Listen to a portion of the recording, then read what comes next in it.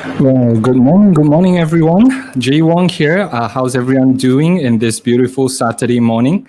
And I know that a lot of you are experiencing the first week of our CMCO. So, how's everyone doing at home, especially for those who are in Malaysia? I guess, as always, please do comment down below from which country are you from. Please comment down below which country are you from. Thank you for tuning in once again into Education Summit. EduChat series. So we will be speaking with a very interesting speaker shortly in a while, where we will be discussing all about online learning for the special needs education. So I guess a lot of teachers has been experiencing the second time around on the working from home, I guess teaching from home as well. And I guess a lot of you might already be equipped with some skills and knowledge from the first CMCO, from the first working from home or teaching from home experience. And please do share down below as well. How was your second time around in terms of your online training? Hopefully that more more good news and more capabilities by the teachers in engaging our teachers, right? So from Tina. Wow. Good morning, Tina. Nice to have you again, all the way from Philippines. Teacher from Philippines, but she is currently in Indonesia. Another exciting topic. Yes, hopefully we are able to have more discussion on this. So Teacher Tina has been with us in terms of engaging an international collaboration program from schools in Indonesia and Kuala Lumpur as well via an online teaching. So Teacher Tina, please do ask any questions for our next speaker, because she is a very experienced educator when it comes to teaching and engaging students of the special needs community as well. Right, so we have Hasliza Yunus. Welcome, Hasliza, from SK Batu Unjur. From Klang. Yes, how's everything over there in Klang? So Klang was one of the first one who has started to implement the CMCO. So do let us know how was your teaching experience for the second time around, right? And good morning from Penang, Malaysia. Good morning to you. And from Hemarani Munisami, good morning all from Johor. Yes, how's the condition over there in Johor? Please do let us know as well. And for those of you who are tuning in from other countries, please do let us know where you are coming from. Hopefully we can have a very interesting discussion today together with our speakers for today. All right, so without further ado, I would like to invite our speaker and our guest that will be speaking all about online education, how you as a teacher can better cater your online teaching and learning for your children. And for this manner, we are talking about special needs students. So in my mind, in terms of even if you are a normal school, you are a school teacher teaching in a normal schools, there's a lot that we can actually learn from the special needs education community as well, because I've seen a lot of innovative technologies and methods and strategies that special needs educators has implemented in their school that we ourselves as educators can actually implement in our normal daily life education as well. Right. So with that case, I would like to invite our guest speaker for today. She is currently originating from Universiti Kebangsaan, Malaysia. She is none other than Professor Dr. Hasnah Toran. Right. Good morning, Dr. Hasnah. Morning, Jay. Morning, everybody. Right. So, Dr. Hasnah, just by the way, where are you currently based on? Are you coming? I'm in Selangor. I'm in Sepang, Selangor. And Right. yes, we are observing the CMCO as well. All right. So I guess in a way, everyone is currently on the same boat, aside from teachers coming from Penang and probably Johor as well. All right. Yeah. So let me just kickstart over here. Maybe you can let us know how was your experience for the second time around us going into CMCO? Well, as we see the numbers going up and up and up, and in Malaysia, especially in Sabah, and things start trickling down to the peninsula, we sort of like, oh, this is going to happen, because the first time around, the numbers were like 200 something, and CMO was announced. And at that time, it was like 400, 500, and we knew that is coming. And in our household, we are sort of like, oh yeah, if it comes, it comes. And apart from education, cooking wise, eating wise, we were we were not in such a panic. We know that we will be allowed to go out to buy food, so not much panicking as before. It's like been there, done that, you know. But the stress is still there. The stress is still there. Mhm. And I guess the last time when you were in the education summit, you spoke all about mental well-being, how to take care of our own stress as a teacher. So Yes. probably you can elaborate more in terms of that topic, and probably some more in depth. I guess we have a very short amount of time during the education Yes. summit, and Yes. Yes. hopefully we are able to. Yeah. For those who don't know me, I teach in the Universiti Kebangsaan Malaysia. I teach special education and early intervention to future teachers and also to teachers. I have 3 children and 2 of them have autism. So my 14-year-old who is in school who has autism, he is now ongoing online classes, and he's not in a special class, he's in a mainstream class. So he's undergoing what we call the inclusive education, and he's the only special one in the class, and he's a little bit blur. I suppose the teacher sort of gave the instruction to the other 12-year-olds, like, okay, you go to Skype, do this, do that. But with my son, he was totally blurred, and I had to do a lot of communicating with the teacher, you know, clarifying, is the class in Skype or is it in Google Meet? And yeah, the first couple of days it was a little bit anxiety. There's a level of anxiety in our household, but the third day things begin to calm down, and I think the teachers began to realize that my son is special, and therefore they need to alert me, because most of the time I don't know whether it's his autism that's making him unaware of what's happening online, or is it just a typical boy wanting to escape from schoolwork, you know. You never know. Right.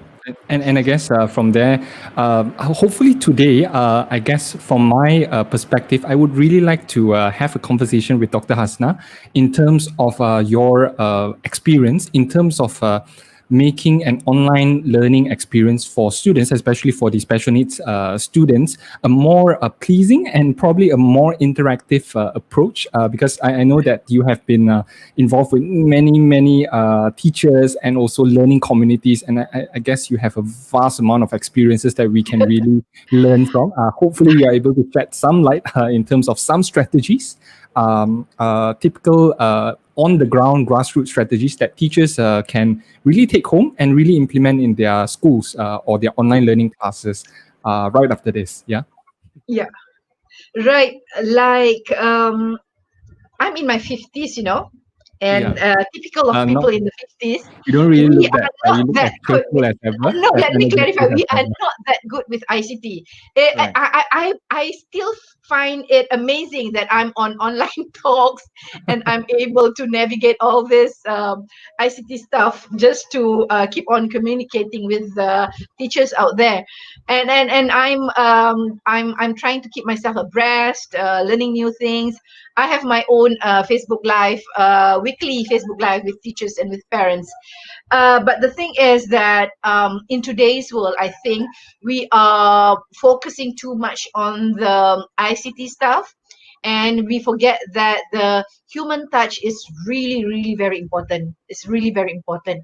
And when you have a child with special needs who might need assistance not only in the classroom but also at home, therefore, the number one thing that teachers need to realize is that you are not just working with the children, but you are also working with the parents. Mostly it's mothers, you know, and it is becoming like a triangle, you know, teacher, parent, child. And if you are a special needs teacher, and if you're not aware of this, you think that it's just focusing on the child, then you will hit a lot of hiccups, you know, issues. in special education, collaborating with parents is really very important. And this is something that we have been emphasizing ever since through the pre-service education for the teachers. And I have to say, teachers might be angry with me. I have to say that the level of collaboration between special education teachers and parents in Malaysia is not that satisfactory.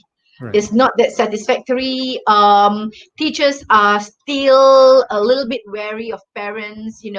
Some of them think that parents could be a source of complaints, could be a source of a lot of unpleasant things. I've seen a lot of teachers who are very dedicated to the children, but when it comes to parents, they put a halt to it and keep the parents at arm's length. Well, with the online education, there's no way you can do that. Whether you like it or not, you need to rope in the parents, especially if you are working with special needs children who are really very severe and who have low level of functioning. For those sort of children, there's no way. You need to collaborate with parents. So I think that my number one message is special needs teachers need to have good working relationship with parents. And if you have not developed this during daily classroom, you've not been communicating well with parents, with MCO and CMCO, you might be in a bind. Right. But I think I always tell my teachers, everything is you have to include lifelong learning. If you have been a special needs teacher for 10 years and you don't feel confident working with parents, well, you might have another 20 years in your profession. So you need to learn now. You need to start getting the skills now. Right. And I guess for those of you watching right now, right, I guess for information, Dr. Hasnah, there's about 40 plus that are tuning in right now. So for those who are watching right now, right, please do comment down below if any form of challenges that you have faced with your children during online learning or teaching, right? Please do comment down below as well. So it could be that, my child would not be able to sit more than 10 minutes, attention span, I wouldn't be able to engage with them. So please comment down below. Hopefully we are able to have a conversation with you that are watching right now, because one husband over here, she would have a lot of tools and techniques that hopefully she's able to share with us over here as well. So I guess Dr. Hasnah, let's start with the overall parameters of this, right? We talk about special needs education and special needs learners, right? What kind of characteristic or attributes would you actually define in terms of special needs students or special needs education in that perspective? Well, if you talk about students, the special needs population is very diverse. It's very diverse. You might have a child with physical impairments, but cognitive wise, he's really above his peers. You might have a child who's able-bodied, but have issues with cognitive. That is why, because the population is so diverse, that is why an individual education plan is very important. You need to have an IEP, individual education plan, for each and every one of your student. And in order to draw up an IEP for your special needs children, first you need to understand your children. You need to understand their strengths. You need to understand their weaknesses. And I have to mention parents again. Now you've worked very hard to try and understand your students. Now you need to have to understand the parents, and parents themselves are very diverse. You have parents who are highly educated but might not want to be directly involved with the children's education, because some of them have this old school thinking that I'm the parent, you're the teacher, so you take care of all the education. Some people have that even though they have higher education. Or you might have parents who have a lower level of education but very passionate about wanting to help your children. So you have diverse with the children and diverse with the parents. And I have to say that with the teachers that I've encountered, making sure that They are teaching, sometimes in classroom they have 7 or 8 children in the classroom, but they are all at different levels, and being good enough to know what to teach, what materials to use, and how to tackle. And you're not only talking about cognitive level, but you are also talking about issues in behavior. You might have a child who's like very intelligent, who might be a savant, but also might have a comorbidity of hyperactivity. The child is very bright but very hyperactive, and you might have a child whose IQ is lower than 70. An IQ of lower than 70 is what you call an intellectually a child with an intellectual disability, but the child might have good behavior. So teachers who teach children with special needs really have to be special themselves. They have to be special. They have to be really on their feet, able to they need to be like a walking thermometer, in the classroom. Walking thermometer, they know that, oh, this temperature is rising up, I have to go and pay attention, behavior is going to erupt, I need to calm the boy down. And this one, it could be because he's not able to focus, and this one, you're seeing a little bit of a hyperactivity because perhaps the task that you've given the child is not that challenging. So to a certain extent, a special needs teacher is like a walking thermometer in the classroom. Right. And I guess during that last education summit, I really like what you mentioned about identifying strengths of every single students in a way that it doesn't matter how severe the disability is, there is a certain strength that the teacher will have to identify for each individual students, right? So would you be able to highlight on some of the examples that you can really show to teachers in identifying strengths, and how do they cater their teaching towards the students' strength, individual strengths as well? I'm very impressed with you, Jay, that you remember this important point. This is what we call the strength-based perspective. Like it means that no matter what kind of a disability a person might have, there is a strength within the child. Now, we often hear about children with autism who are good at maths, or children with autism who are good at, arts, the savants. But we're not just talking about the savants. We're talking about all the children in the classroom. If you don't think there is one strength within a child, then bet on it, you will be communicating all the negative vibes to the child. Whenever you communicate with the child, whenever you interact with the child, remember the child's strength.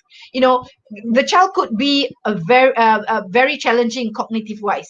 Like you've been teaching the child the same concept for the past 3 weeks, and he might not get it, and you are at the end of your tethers, you're like, and even though you are not using the words, you are actually communicating your frustration through your body language.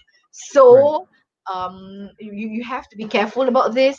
Always, whenever you are interacting with the child, always at the top of your head, look for something that the child can do well, perhaps the behavior, perhaps compliance, perhaps being polite and sweet to the teacher. And the moment you think of all this good quality, then the vibes that you are emanating towards the child will be different. So this is very important.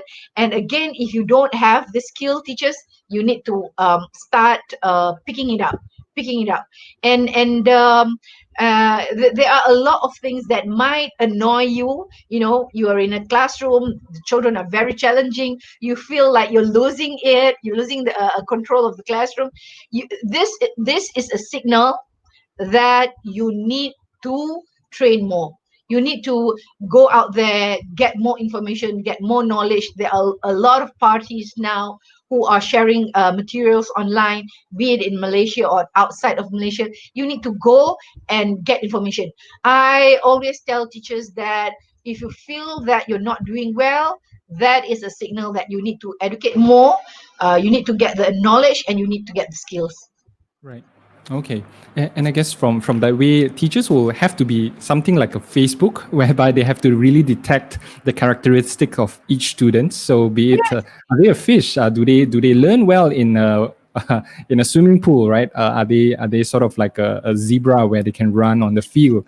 So they would Yeah. have to customize it in a way. So let's talk about in terms of the customizing of it, right? Say for example, if we were to meet little Lucy or little Tom, which have very obedient characteristic, but they might not be able to sit down more than 10 minutes, right? How would you suggest to a teacher in order for them to customize their learning for those who can't sit more than 10 minutes, but they're more compliant towards any of the examples by teachers? Interesting. I've just spoken about this last week in my Facebook Right. Live session. One mistake that a huge number of special needs teachers do is think that when they teach, it's all about the literacy, the numeracy, it's all about the ABCs and the 1, 2, 3s. But actually, especially with our children who have a lot of challenges, the number one skill that we need to train with them, we need to teach them is this learning readiness. Most of these children with disabilities, when they come to school, they don't have learning readiness.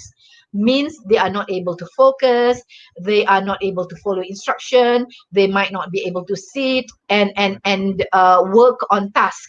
So if you find that your child in the classroom do not have this learning readiness skills, then teaching them learning readiness skills will be the number one priority in your classroom.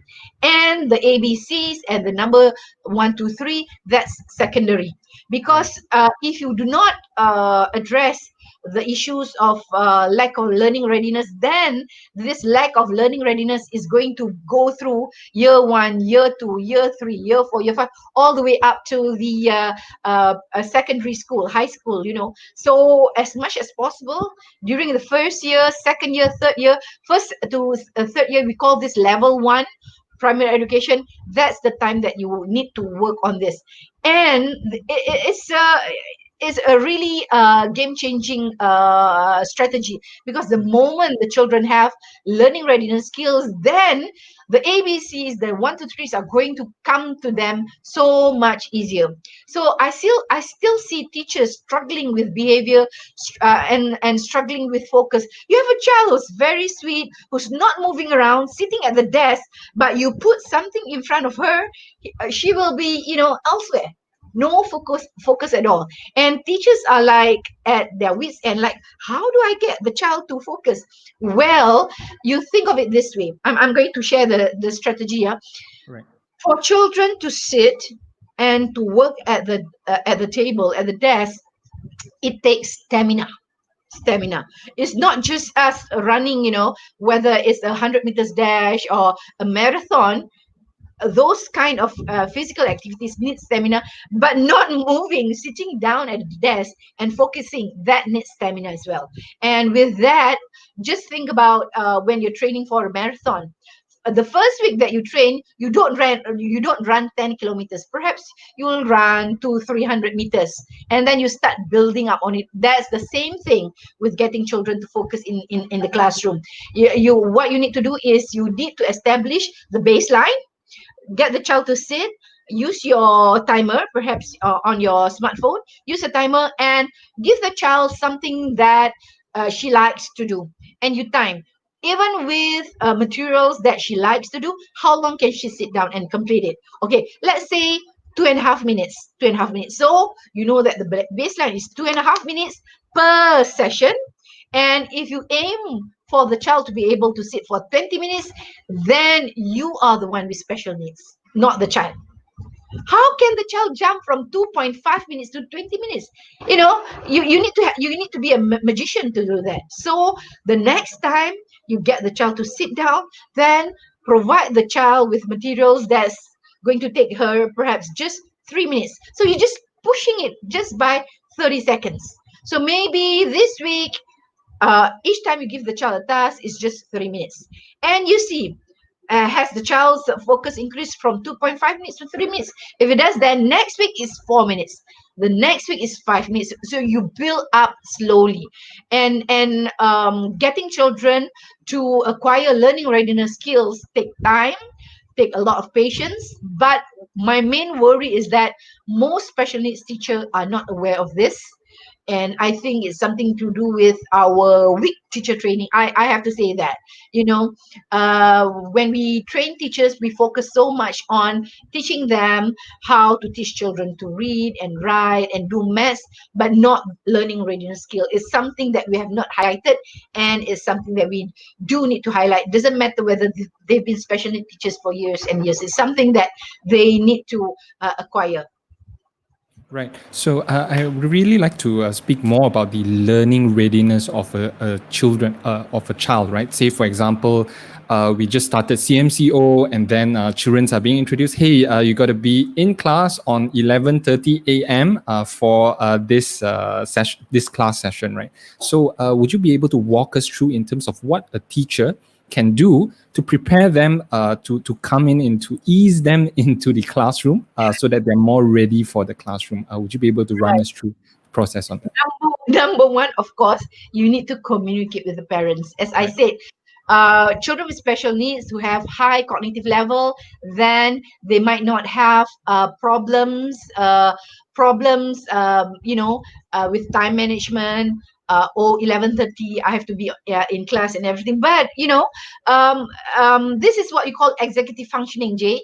Executive functioning, time management, being prepared for certain sessions and stuff.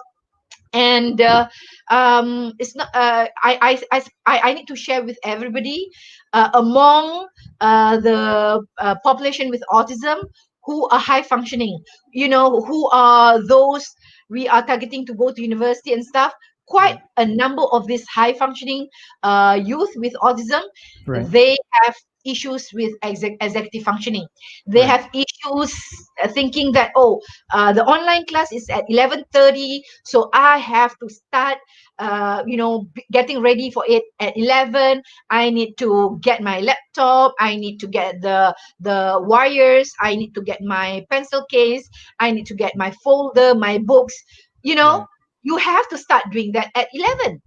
And there might still be those who have high cognitive level, who talk to you about philosophy and politics and all that, but they struggle with this executive functioning. So that's one thing. And when we move to those who have low cognitive levels, for them, you need to communicate with parents. Some teachers I know, they don't like opening a WhatsApp group with parents because they feel that it's going to intrude into their privacy. But if you do have a WhatsApp group with parents, then you need to make clear the rule saying that if you send me a message after 5, then I'm only going to respond to that message at 7 a.m. the next morning. You can have a WhatsApp group, but establish the rules, and no selling on this WhatsApp group, no chit-chatting about fashion or whatever, So you need to set up good rules for this communication. But for the low functioning children, you need to have some sort of a way to communicate with the parents, so that you can give the parents a nod saying that, we're going to go online in half an hour, can you get your child ready, and stuff like that. And let's say you have an online class with a group of children, could be 9, 10 or 11, but very low functioning, and you have to have a 40-minute classroom with them. Now, I can bet, those children will not be able to sit in front of the laptop, in front of the computer for 40 minutes. Then what you need to do is that 40 minutes, you need to break into at least 3 sessions, perhaps 10, 15, 15, or 10, and then and another 10, and then 5 minutes break, and 10 and 5. You need to break the time up. You cannot give them just one chunk of work to be done throughout a 40 minutes session. You can't do that. Research shows that even with adults, our focus can only last for 15 minutes. What more young children, what more those who have disabilities, especially those with learning disabilities, So when you break them up into small sessions of 5-10 minutes, depending, your students better, then the first session that you have, it has to be something fun.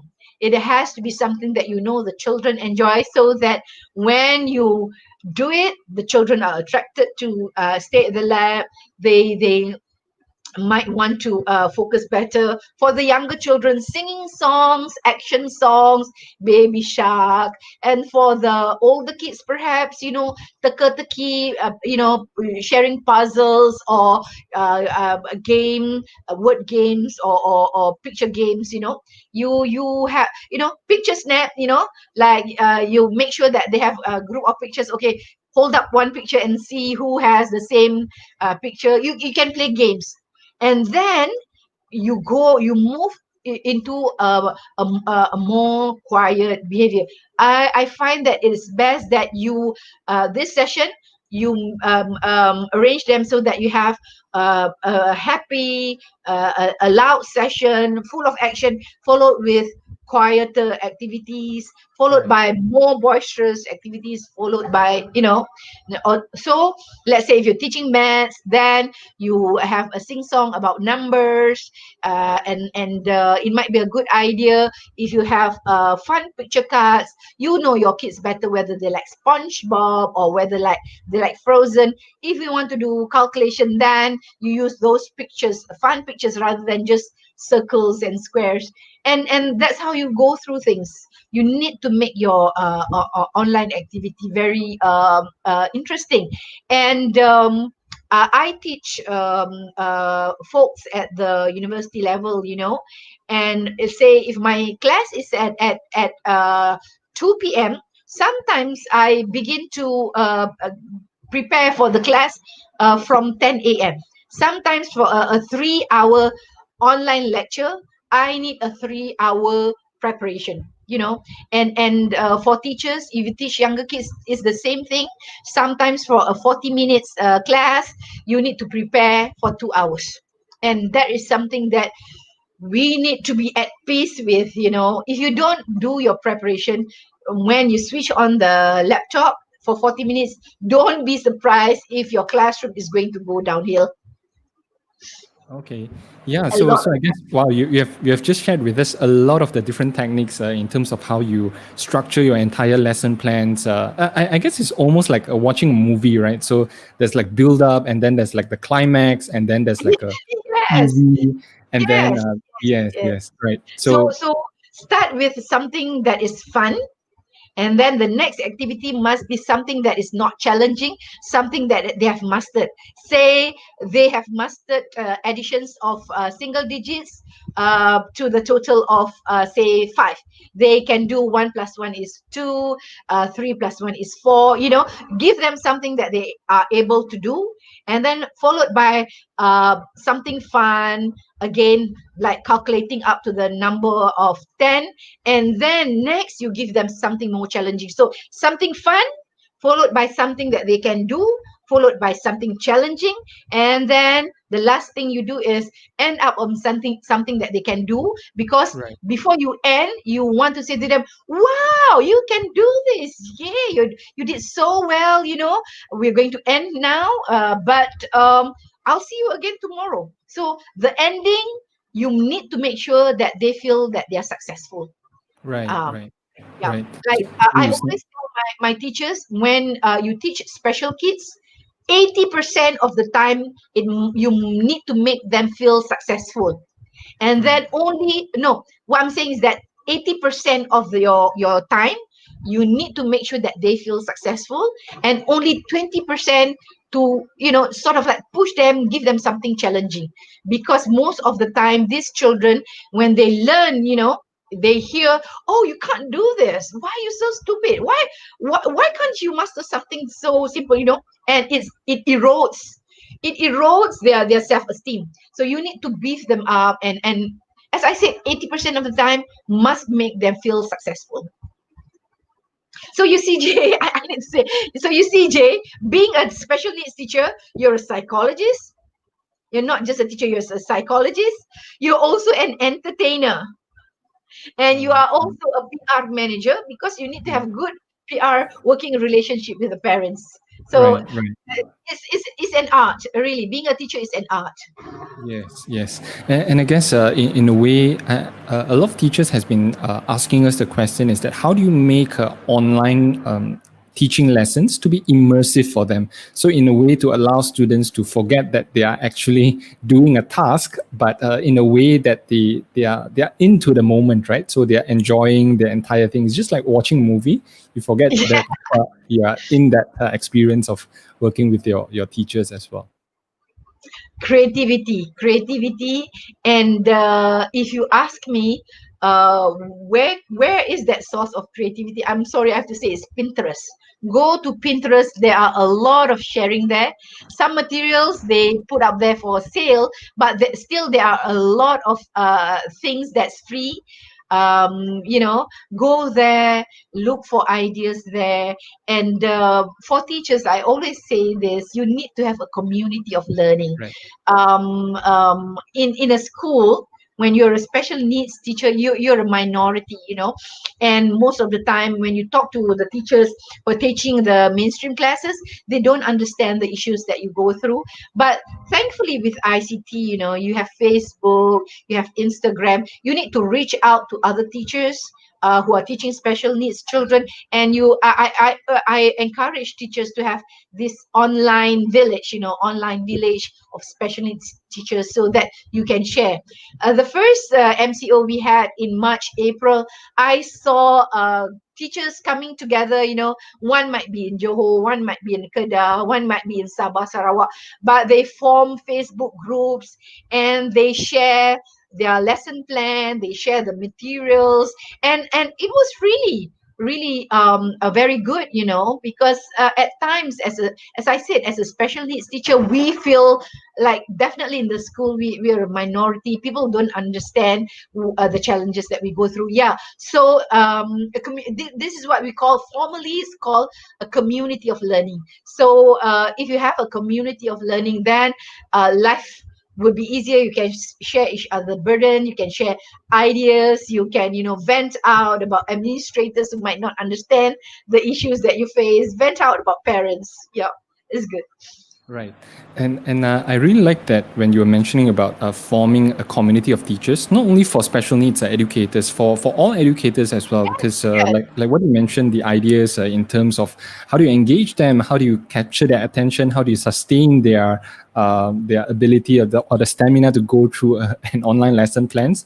There are many different creative ideas that we by ourselves, it's very limited time for us to really think about all of these different solutions. Yes. I guess speaking on towards that, right, Dr. Hasnah, would you be able to share with us some very interesting approaches that you have saw coming from the creativity of the teacher communities that really stands out in terms of education strategies online? Because we're talking about effective, right? Are there any strategies that you have seen from your teacher group that, wow, okay, this is a very interesting idea that I can really apply in my online classroom? Right. I've seen teachers. I have more experience working with younger children, and I've seen teachers who have made masks, who have made headgears, and they would email the mask and the headgears to parents, and just with this idea of mask, they can stretch the lesson to one whole week. Like, Right. okay, we're going to make headgears. How many feathers do you have it? And they turn it into a counting game, and then they turn it into a color recognition game. So the feathers on your headgear is blue, green, red, and then they talk, and cutting the headgear, so you have fine motor skills. And then something I think that most teachers don't talk about: engage the imagination of children. If you can capture the imagination of children, then they will be very much absorbed in your lesson. So based on that, they sing songs about going to the jungle. We're going to the jungle now, we're going to the jungle now, we're going to see a bear. So the one with the bear mask will come out. It's doable. And I think that most, if not all, most teachers who come into the teaching profession is because they have a love for children. If you don't have a love for children, you cannot become a teacher. So for those who have a love of children, and wanting the children to be happy all the time. These things are easy peasy. But if you don't have a love for children, if you feel that, oh, this is so difficult, then you are in the wrong profession. If you have a love for the children, teaching online, offline, you enjoy it, like previously, as I told you, I was working in a place called Pusat Jenis Kunia. Jenis Kunia Center is a center, a government center for children with autism. And we were building our materials online. We were building websites. We were building MOOCs, online courses. So I had to pull some of the teachers out and say that, can you just work on these materials?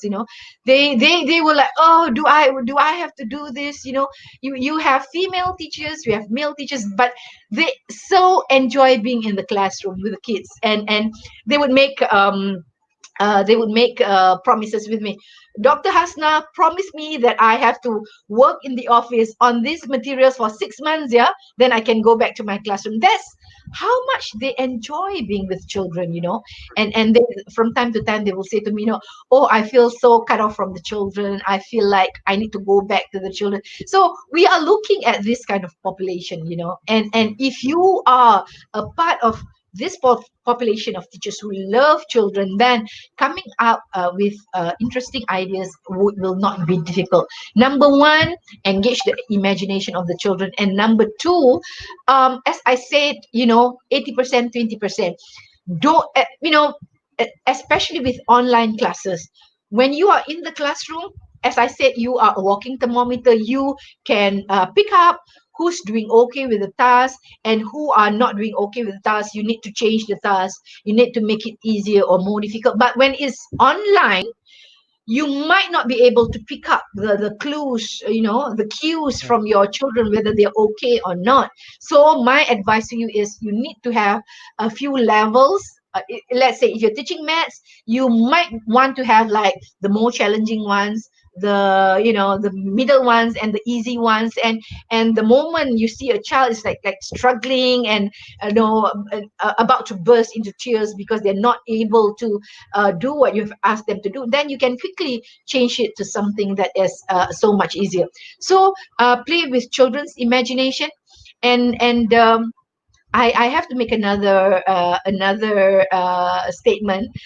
I think education in Malaysia, especially for the past decades, have been very exam oriented, and we think that education is serious business, because this is the future of our nation that we're talking about, and all the fun out of education has been sucked out,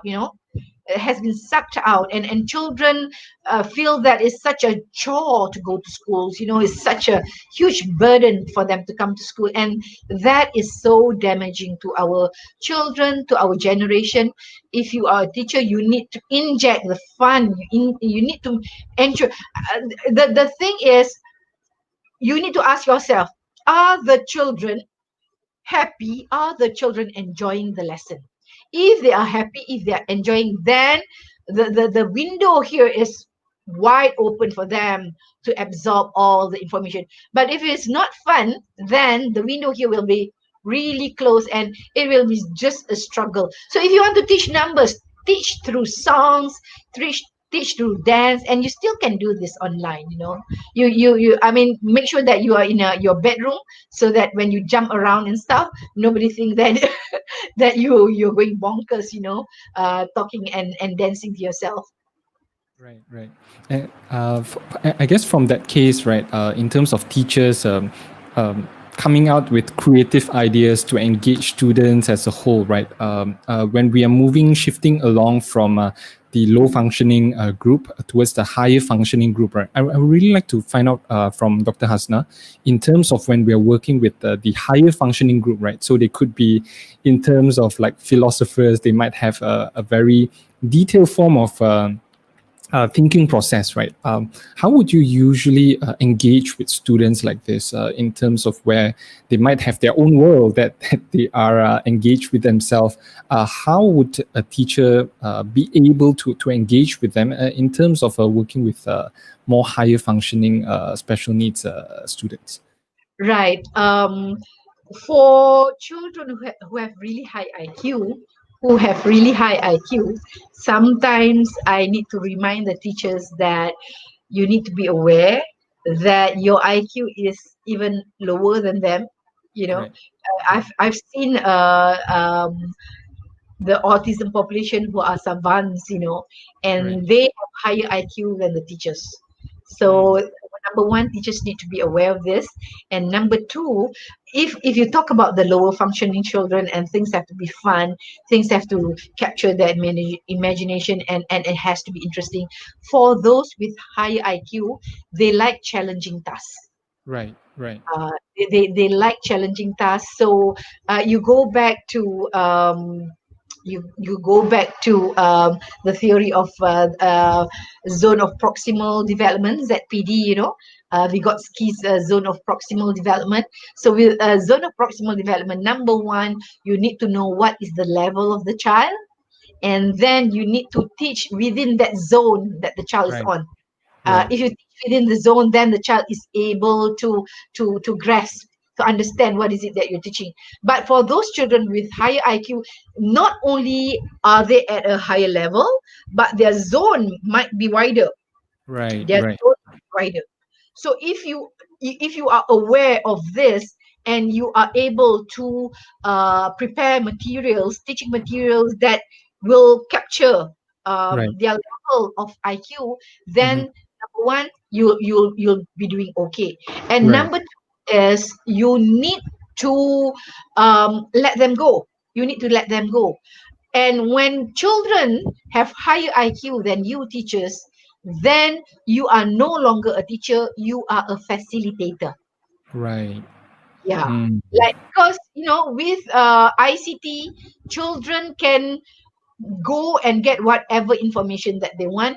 For example, I have my ex-student, he's 9 years old, and during the MCO, he was doing courses on Coursera, and he's 9, and he was doing a course on international diplomacy.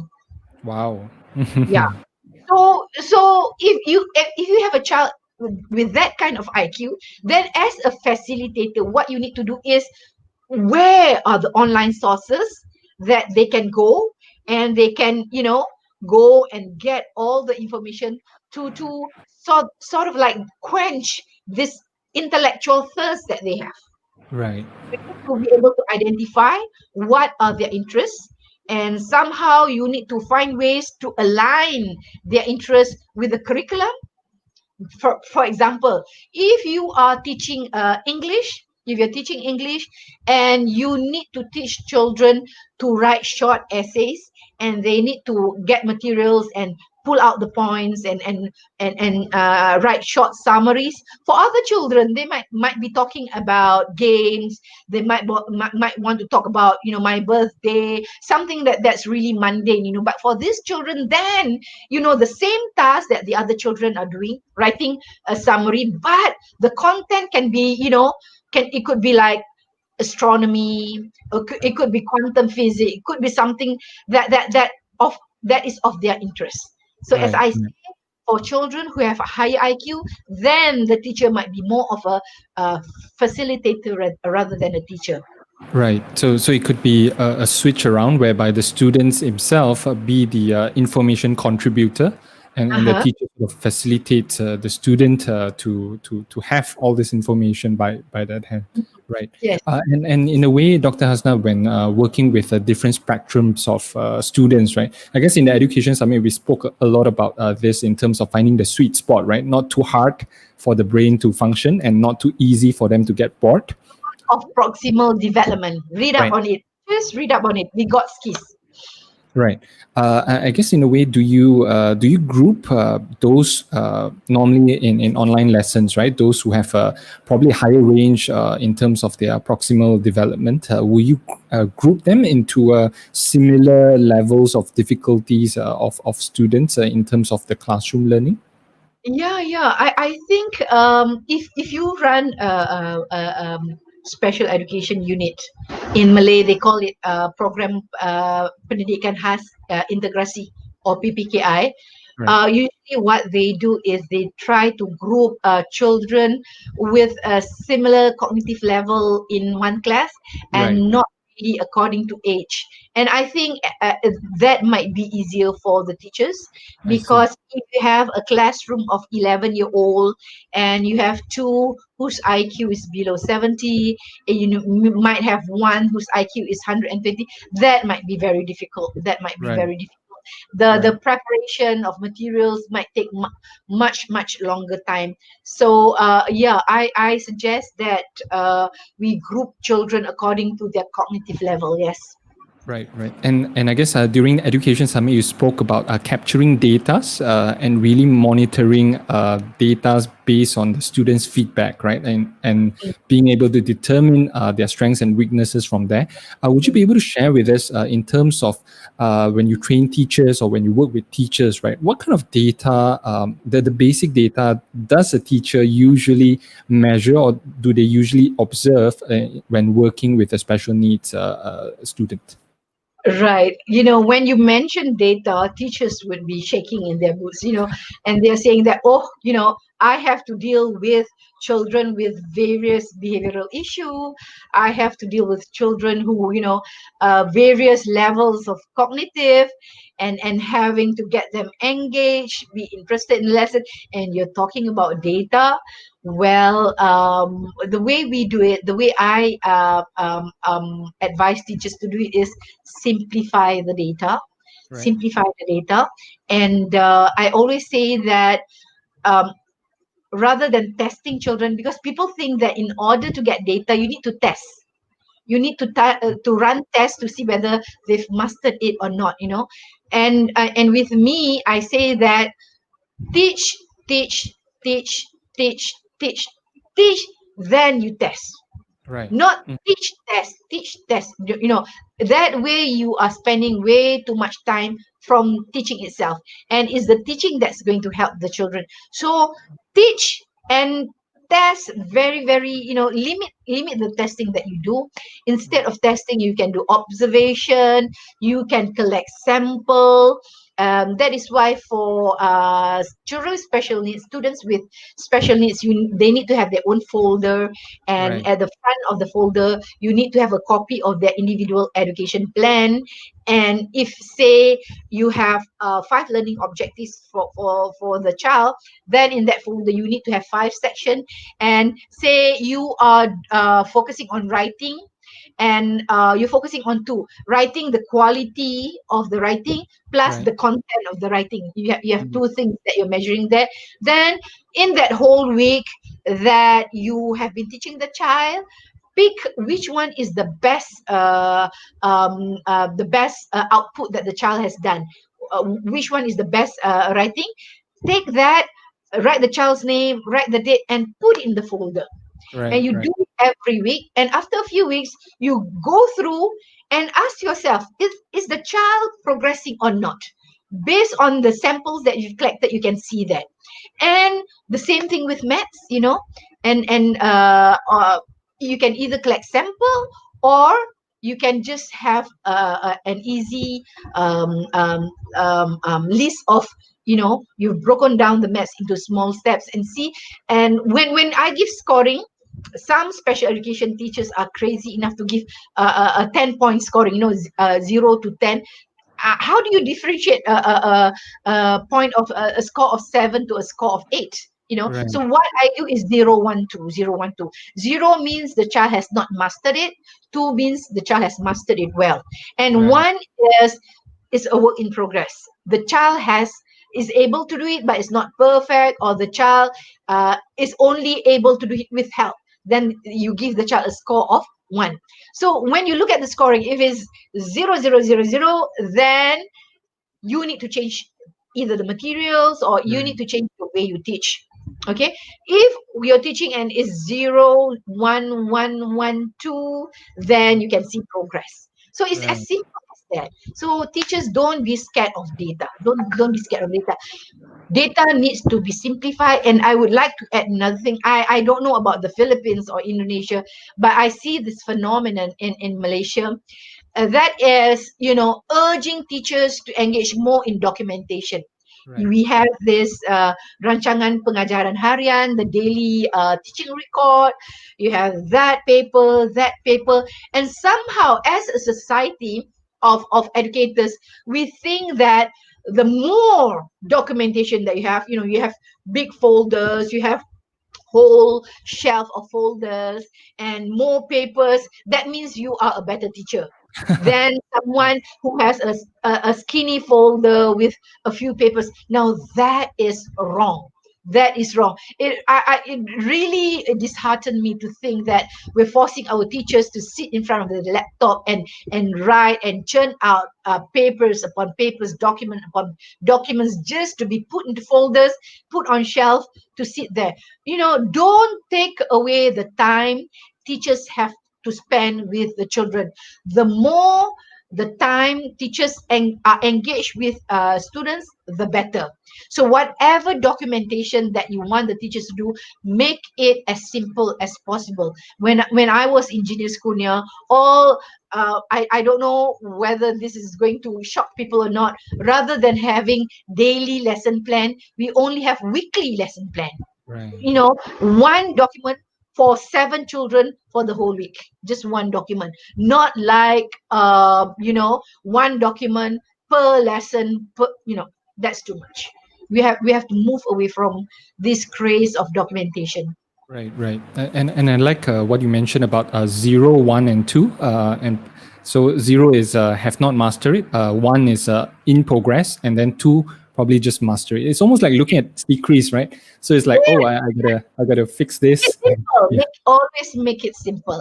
But you need to do it. There are also teachers, when I share online, say, do we really have to do it? The answer is yes, right, because right, you have 6 to 8 children in your classroom, and you need to have you need to have a trail to tell you that you are doing the correct thing. You need to have evidence.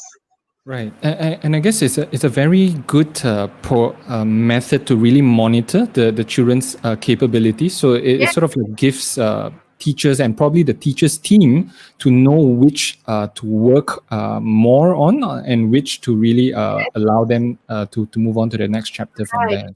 And don't forget, every 6 months we have meetings with parents, the individual education plan meetings, and teachers are not happy with IEP meetings. Any sort of contact with parents really stress them up. But if you have good data collection, you have writing samples in there, and you have done your job well. My experience with IEP meetings is that my personal experience, yeah, because I used to run the UKM Autism Lab for a few years, and then I ran the Pusat Junior School. My experience is that when you sit through the IEP, the parents would be the excited parents would be the one talking. You allocate 40 minutes for them, more than 20 minutes, they will be talking about the wonders of the progress that their child have shown. So Right. teachers, you don't have to be scared of IEP meetings. Right, right. And I just wanted to find out as well, because we were having a discussion with one of the speakers earlier in terms of they use a method called Reggio Emilia approach, which is in a way, what they shared with us was that when they are running any kind of activities with the children, they would take a lot of pictures to show the progress of the students from 0 all the way to level 10. And what they do is that they actually show the progress to the students themselves as well. So in a way, the students they can see their progress to know that, oh, okay, I'm actually improving. It gives them the motivation to move on further, and they see where they are in terms of the journey. Do you actually promote this type of feedback for the students themselves to allow them, not only to the teachers and the parents, but also to the learners themselves, that, Yeah. hey, you are in progress towards something better in that way?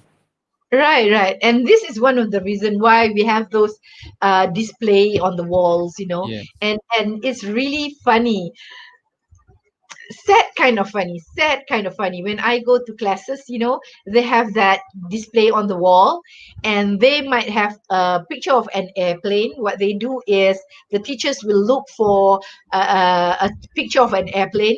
They would photostat, make copies of the airplane, and Right. give it to the students. And all the students need to do is color within the line. And after the students have colored within the lines, they put it up, say, look what our students have achieved. And I would stand there in front of the notice board. I was like, oh no, look at the level of early childhood education in Malaysia. Why do you need to curb the kids' creativity by giving them the same picture and all the 12 airplanes are colored red with blue propellers? Is identical. It's curbing their creativity. So when I go to classroom where they have identical pictures with identical coloring and everything, I like, oh my gosh, as a teacher trainer, I have failed. I have failed as a teacher trainer. That's what I say. You don't want to see perfect pictures. You want to see the art coming from them. Now, just give them a piece of blank paper and tell them, right, what are the things that fly? It doesn't have to be an airplane. It could be an eagle. It could be, and that's where the creativity is going to come.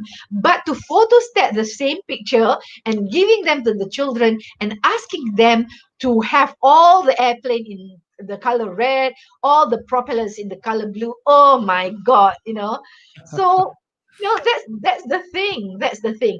And it doesn't matter if you want to talk about progress. Child A might be doing very, very well. Child B might not be doing as well, but you can see the trajectory of progress. So celebrate the trajectory of the progress, because it's the trajectory of progress that we want to see, not perfect product from the children. That is something that you just need to be aware as well. Right. Okay. And I guess one more questions before we move on to the questions from the audience. I see that there's a lot of questions already. Yes, already. So when we talk about making notes of 0, 1, and 2 in terms of the students' progress on different strengths and different abilities, right? Could you be able to share with us the core framework that you usually used? Jay? Sorry? In terms of the 0, 1, 2, right? So what are the key points that you would usually observe from the students? For example, it could be their writing skills, reading, writing, and arithmetic. What are the key... We have our module. We have our module. Right. And our module is not set in stone. It's just a guidance for the teachers. And it's okay for the teachers to, because as I said, children are diverse. There's no way that one module could capture the progress of all the children. But usually what the teachers say is that this module is so helpful. It helps them to plan. For example, if we look at, I think I'll give you something really easy. Say with writing. And you're talking about children who's 5 with autism, or children who's 5 with Down syndrome. So in our module, the first step is to just get them to do scribbling.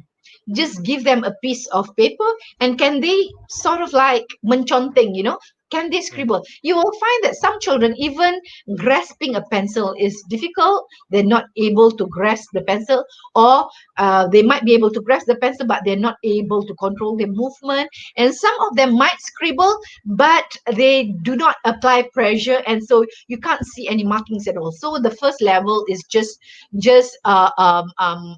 scribbling, and the next one is joining horizontal dots. And our dots are really huge, like 50-cent dots, and the lines are really short. And then we make the dots smaller and the line longer. And then we make the line vertical. We make the line, go in a tangent. And we have them. So we arrange this from the easiest to the more difficult. With numbers, like we always start with just singing the numbers 1 to 5. 1, 2, 3, 4, 5. They don't have any, these numbers do not have any meaning to the child. It's just a song. 1, 2, 3, 4, 5. Make them jump on circles on the floor, make them jump on stairs, So singing. After they sing, then only we make them match the number, the sound number to the written number. So we have this in a module.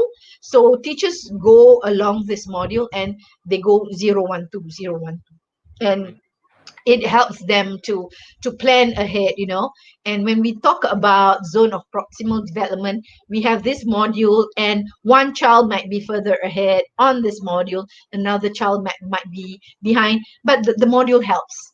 And I'm talking about the genus Cornea module. Okay, so I guess in a way, teachers can really create their own ways of assessing as well. So, for example, like what you say is that, can I have the attention span of the students to increase from 2 minutes to 5 minutes? So that is a practical one. As well.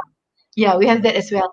And we also measure whether one of the most difficult thing to measure is actually communication and social skills.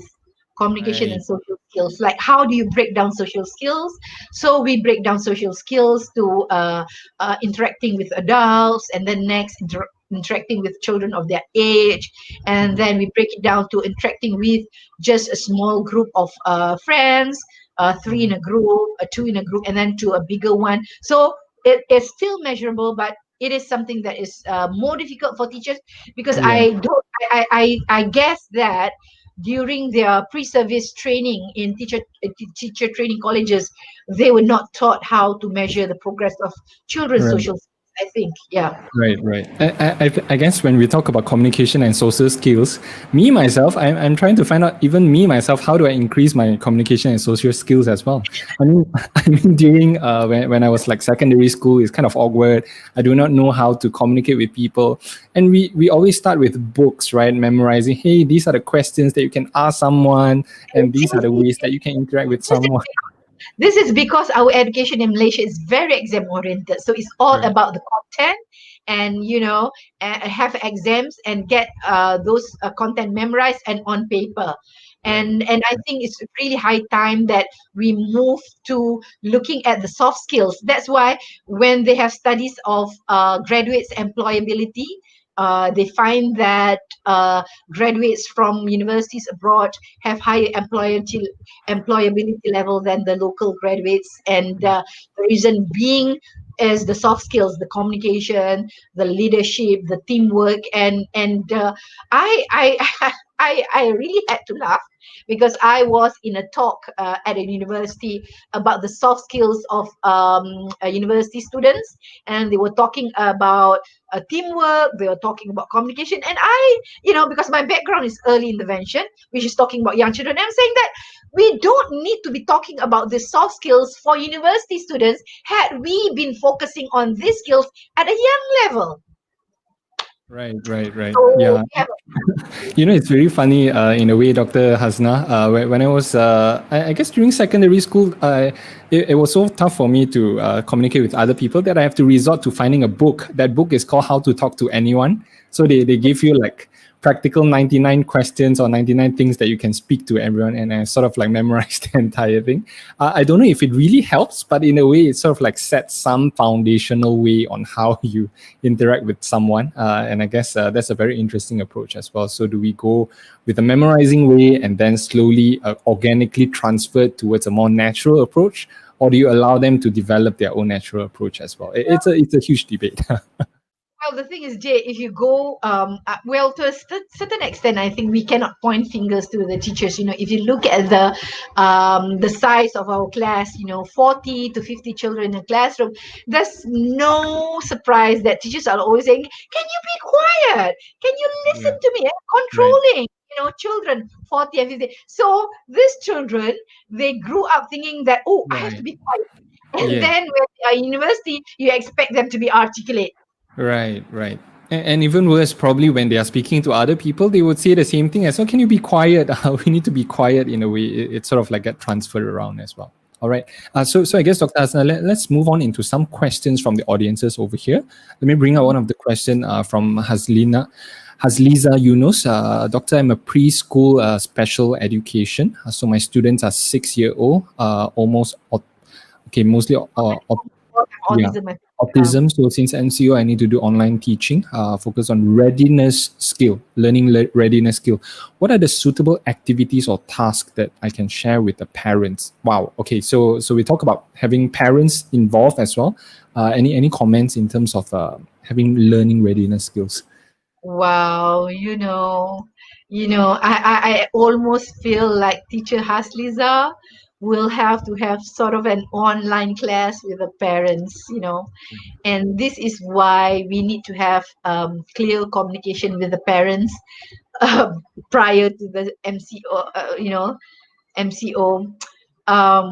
If you have been doing regular IEP meetings with the parents, then I think parents will understand the strength of their children and the needs. We don't say weaknesses, we say needs, the needs of these children, And if parents know the strength and needs of their children, then working with the parents online will be easier.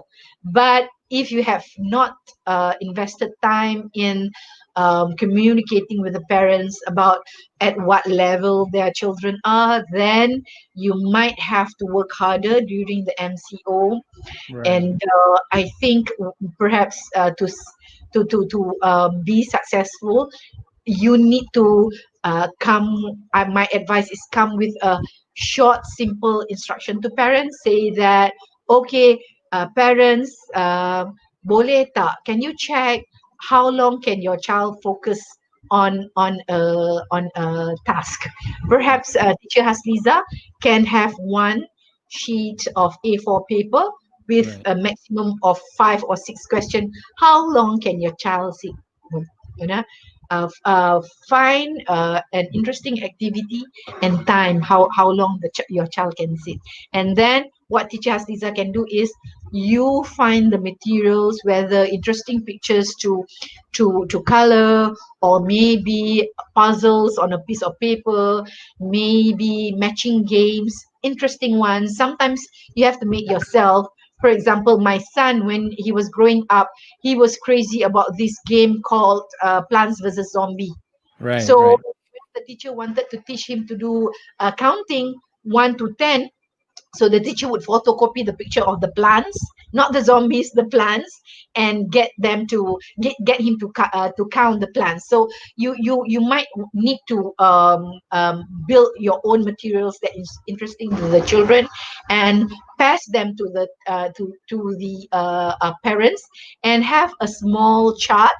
Okay, Monday till Friday, just one task, just write how many minutes. One day, do it once. How many minutes can the child focus on one task? To a certain extent, I think what you're doing is that you're guiding the parents to discover about the child, how long the child can focus. Among the comments that I got from parents after the first MCO was that a lot of them were saying that, oh, I salute the teachers. I was stuck with my child for a few months, and I had to help my child with online classes, and I couldn't count how many times I lost my cool, and they had huge respect to the teacher. I cannot imagine how a teacher do this kind of thing with 7 or 8 special kids. So teacher Hasliza, my advice is, have one. It's like a kertas kerja. It's like a worksheet for the parents. Like, number one, how long can your child focus with an interesting task?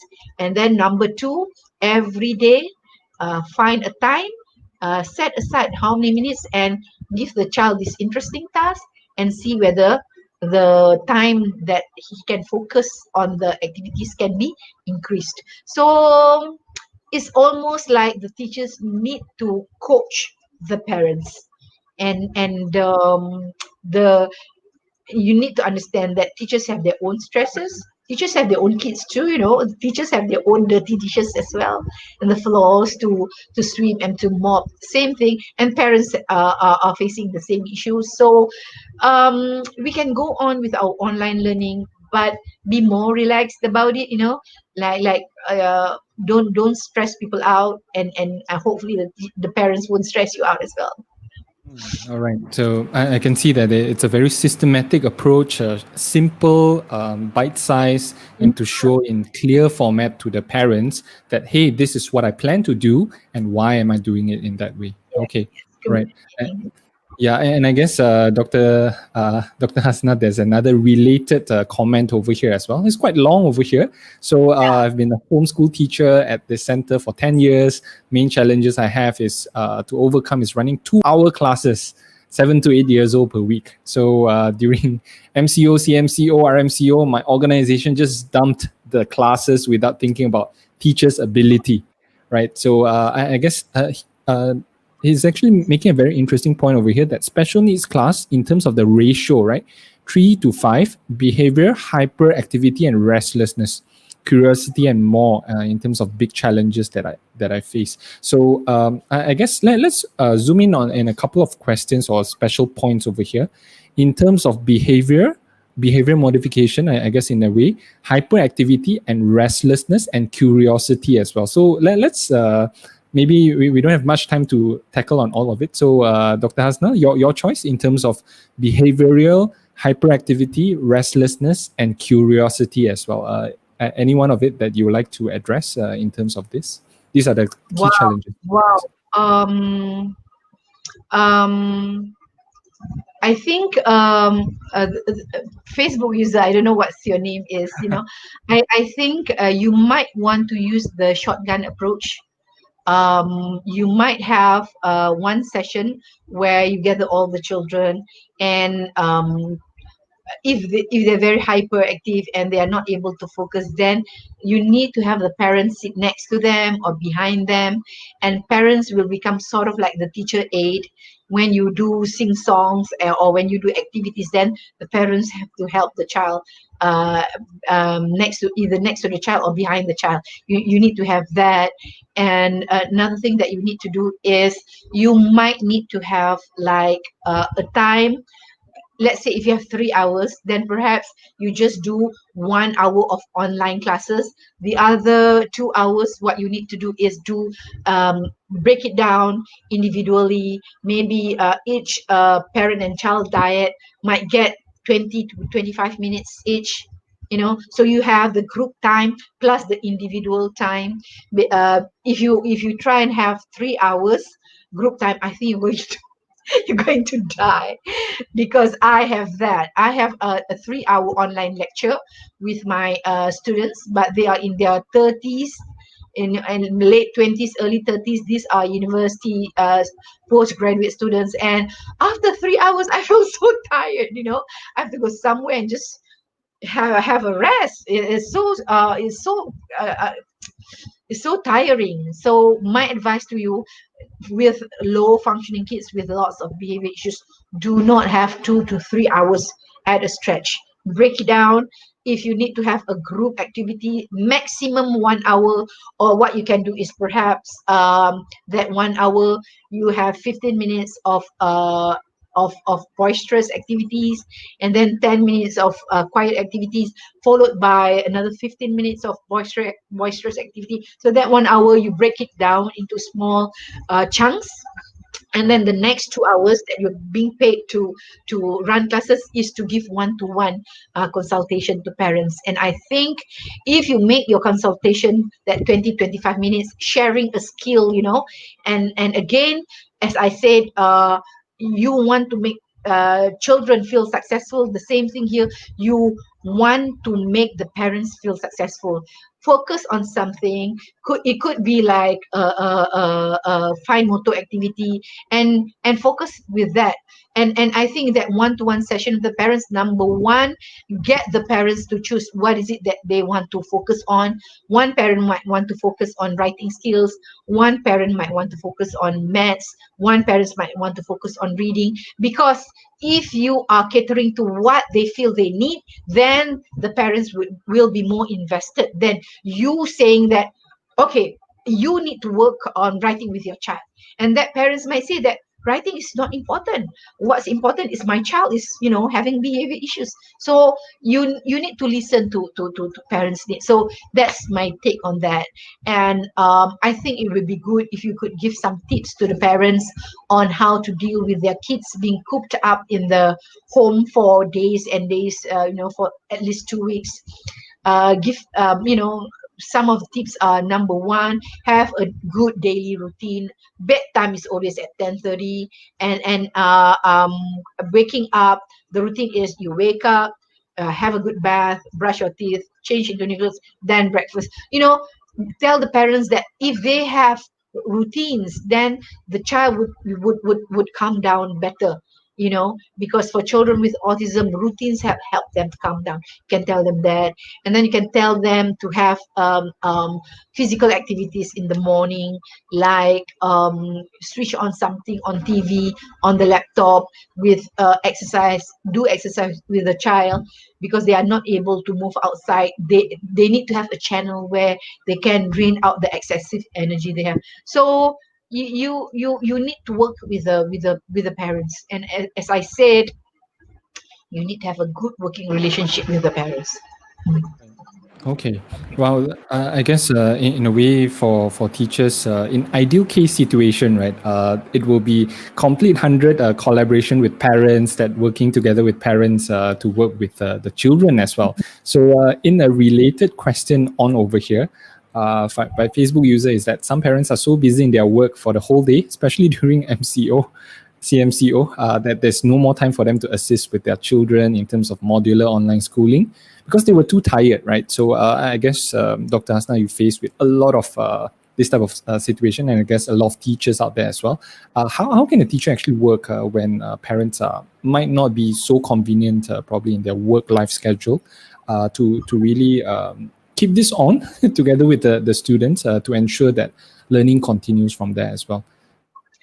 Well, I am sorry to say that when you have a child with special needs, sometimes you cannot try to have such a perfect life. You need to find shortcuts so that your mental well-being is okay.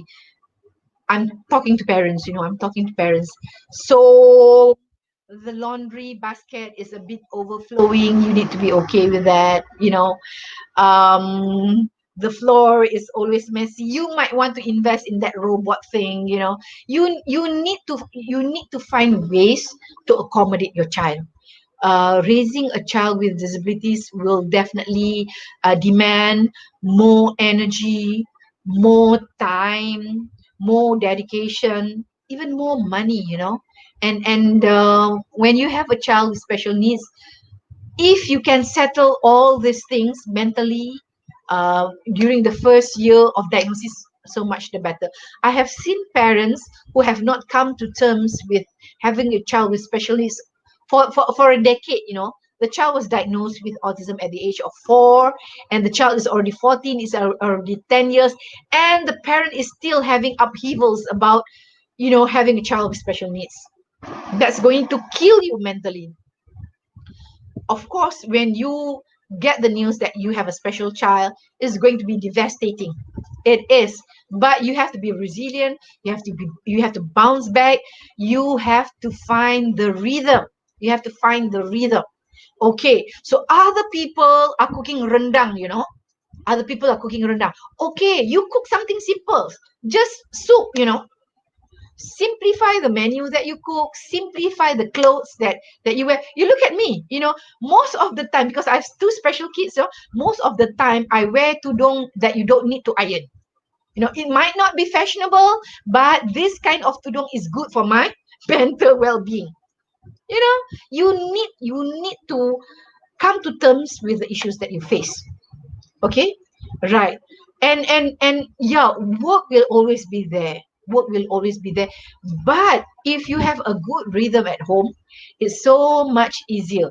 uh, I don't know whether I'm talking to parents or whether I'm talking to teachers here, but go to YouTube and go find some videos on how to establish routines. I did that.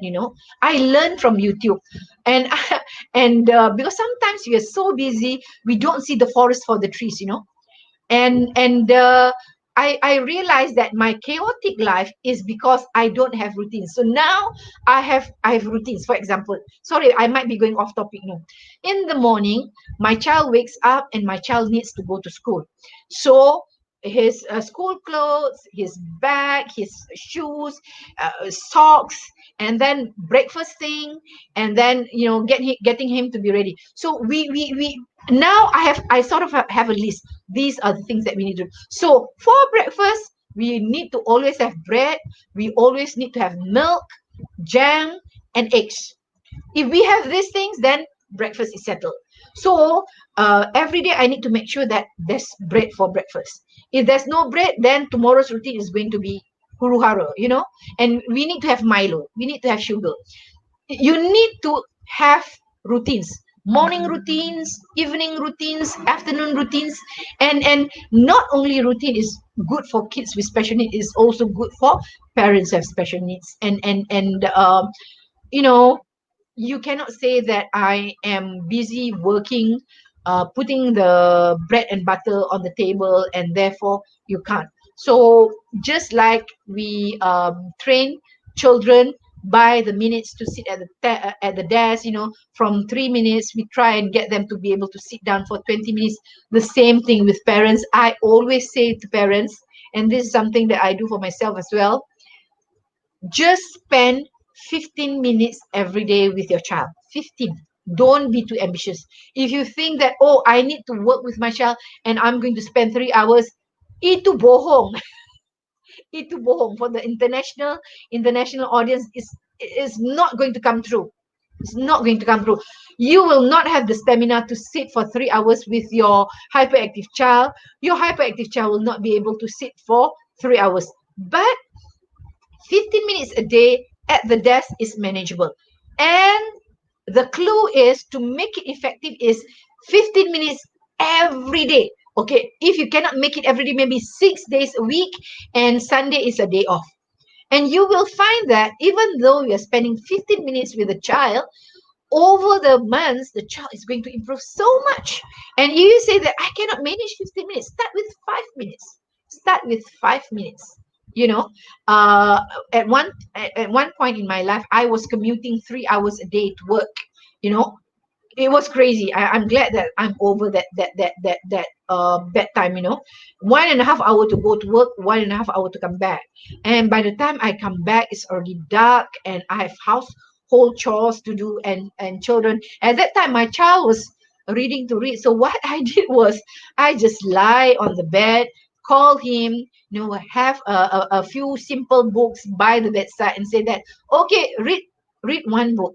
And he would read, and and I would just, it's something that you need to go through. I remember whenever I asked him to pick a book, my son Abdullah, he would pick the simplest book. This is a camel, this is a car, this is a cow, and then just go through it. But go ahead and do that. Start with 5 minutes and slowly increase it to 15 minutes. Don't push beyond 15 minutes. And 15 minutes, I'm talking about sitting at the desk. I'm talking about looking at coloring, looking at writing, looking at maths, simple maths, reading. Apart from that, you need to have another 15 minutes of outdoor sessions, going for a jog, going walking. If you can do 15 minutes outdoor stuff, 15 minutes at the desk, your child with special needs will really, really improve. So the Facebook user who asked this question, perhaps you can share this with the parents that you work with. Cut corners so that you have time spent with your child, because your most prized possession in life is your child. Right, and if you don't spend time with your child,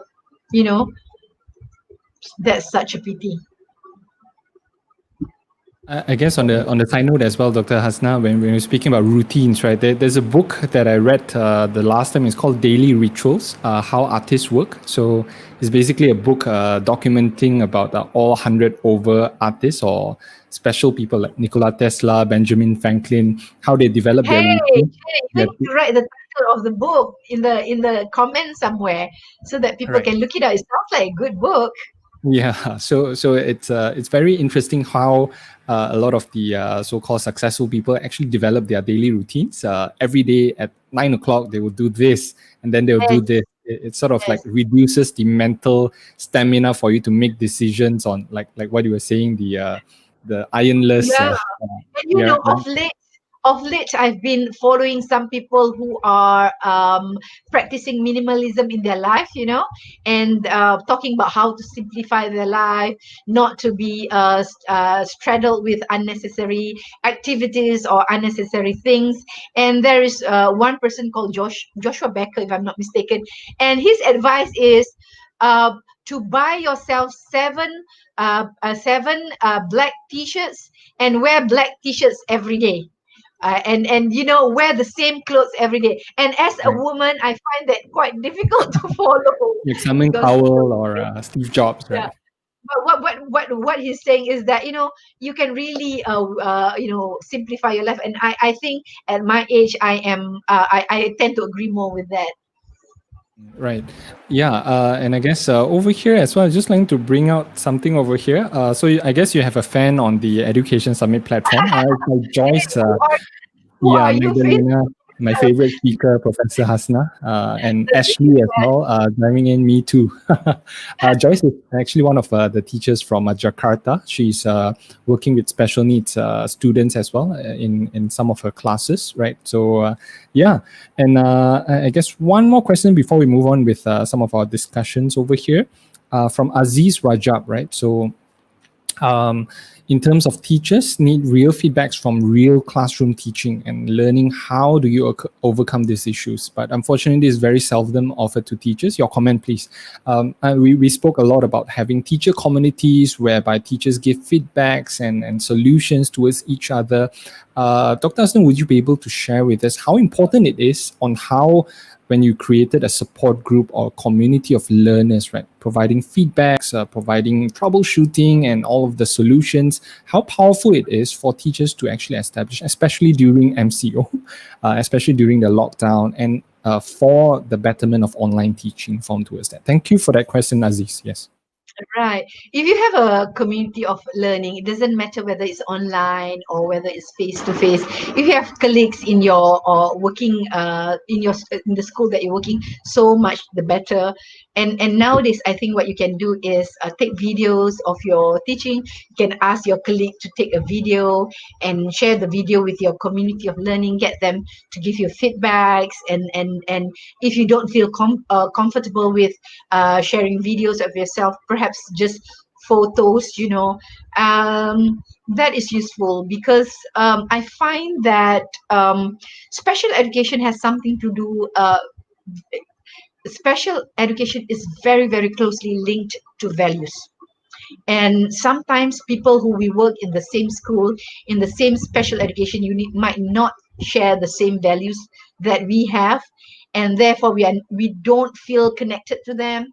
You might have your guru penolong khas, guru penolong kanan pendidikan khas, who might not share the same values as you, and who might not get what is it that you're trying to achieve with your classroom, and you are not able to create a community of learning within the special education unit that you have. I wish that every special education unit in the classroom is a community of learning by itself. And in order to create this in the special education unit, you have to have good leaders. You need to have good leaders who can lead by example, who himself is a good special needs teacher. But if you don't have this, then I'm sorry, I need to say you need to have your community of learning. And don't think that this community of learning has to be big. Don't think that this community of learning has to be a national level. I disagree with that. The bigger the group, the more you have to deal with people who might not jive with you, as I said, who might not share the same values that you have. So your community of learning could be just 3, could just be 4 or 5, but people who share the same values, who share the same objectives as a teacher, wanting to improve themselves, wanting to enrich the experience of children in the classroom. It doesn't have to be big.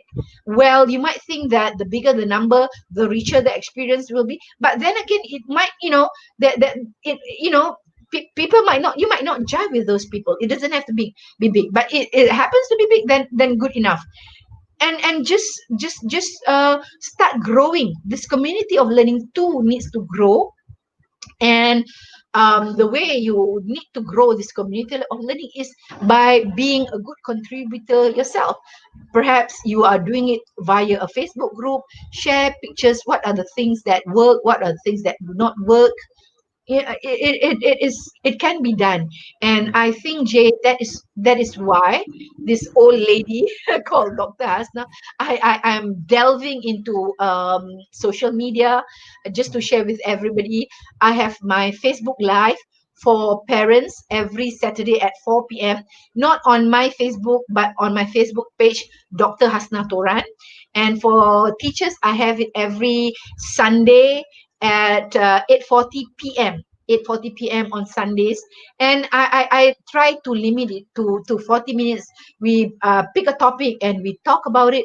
My intention of having this Facebook Live is to create an online community of learning, an online community of learning, because I find that for teachers who graduated from the universities in the year 2000, they might need to update their skills, and for those who feel isolated somewhere in a rural school, they might feel they might need to feel connected.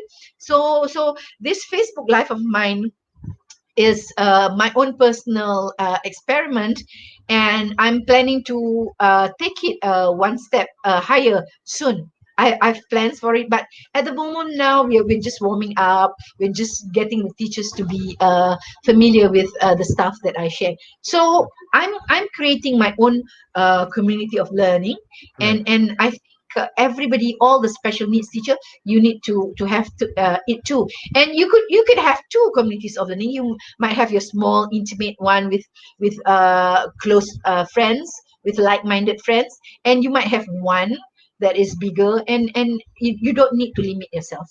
Right, and I guess we just actually shared Dr. Hasnah Toran's Facebook page. So if you are more interested on her content, please do log in over there and check out all of her content.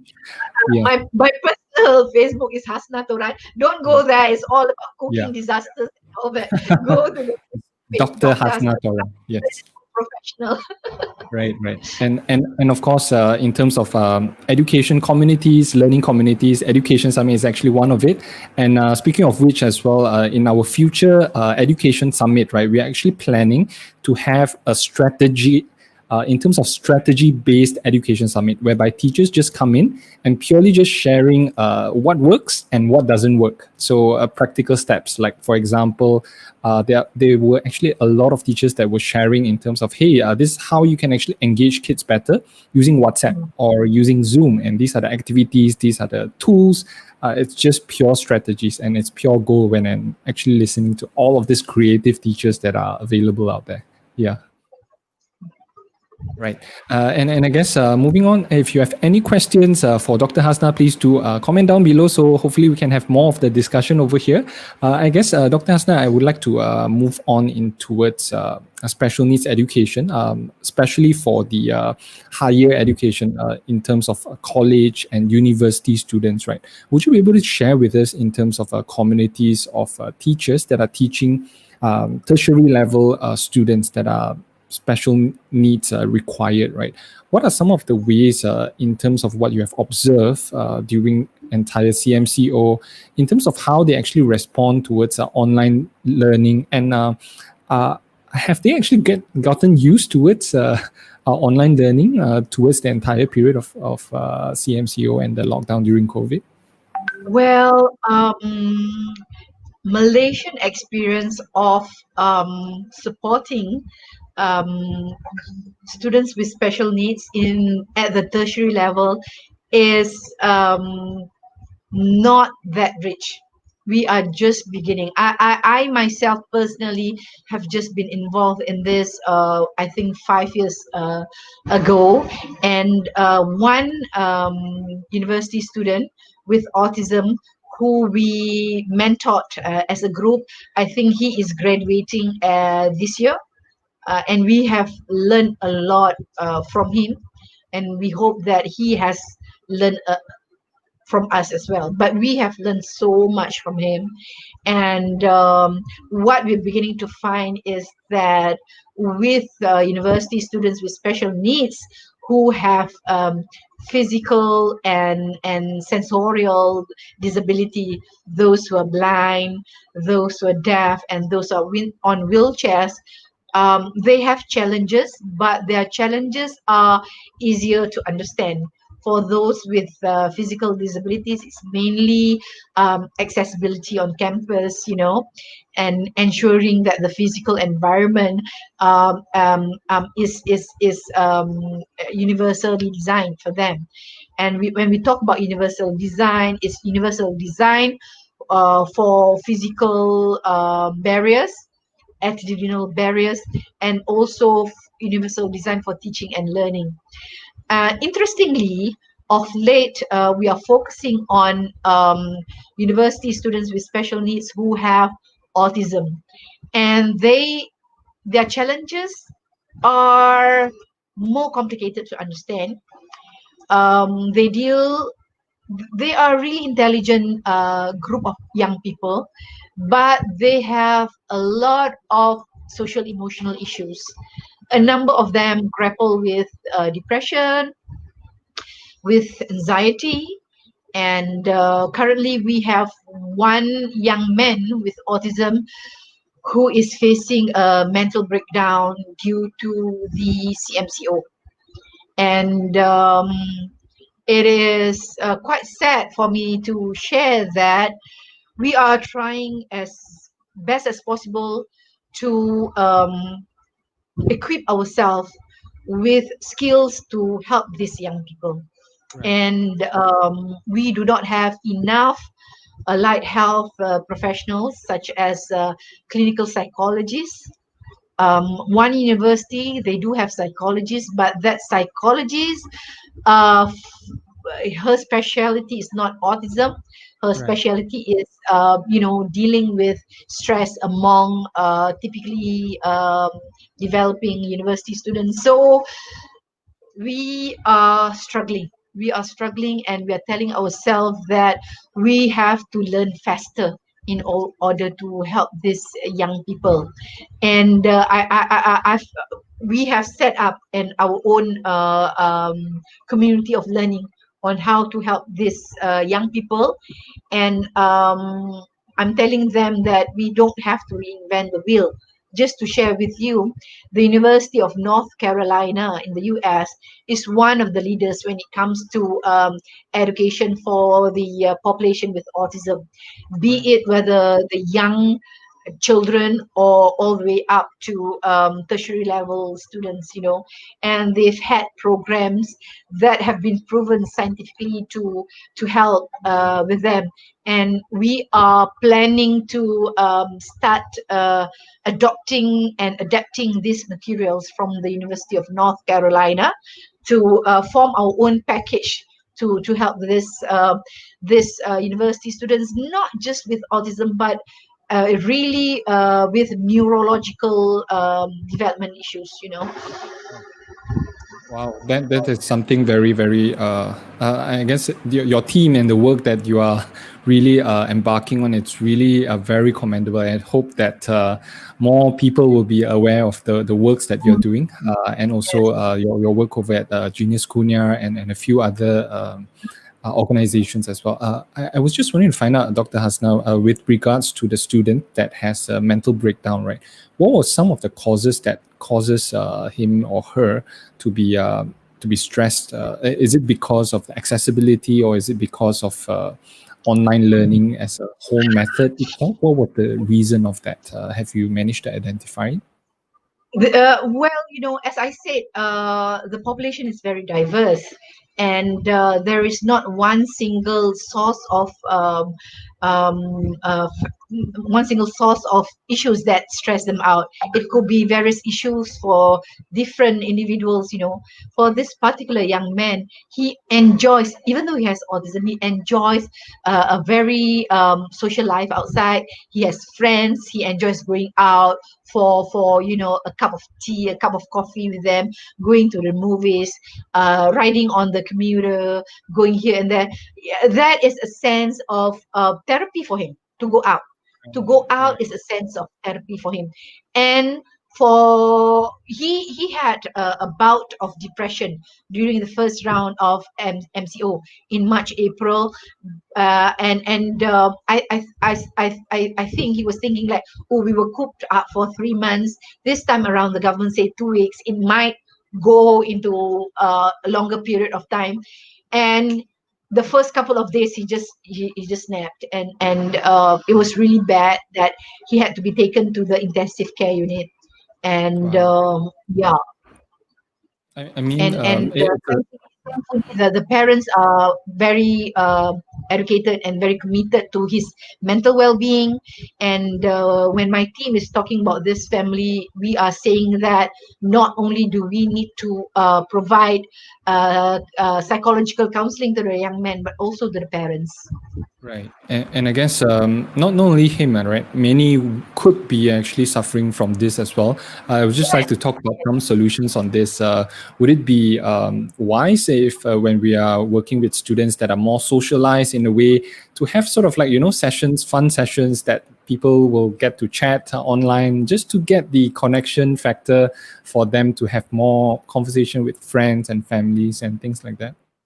I think it's the basic thing that they are missing. We talk about recently we celebrated the World Mental Health Day, Yes, you're right. and in Malaysia, mental health is still at its infancy.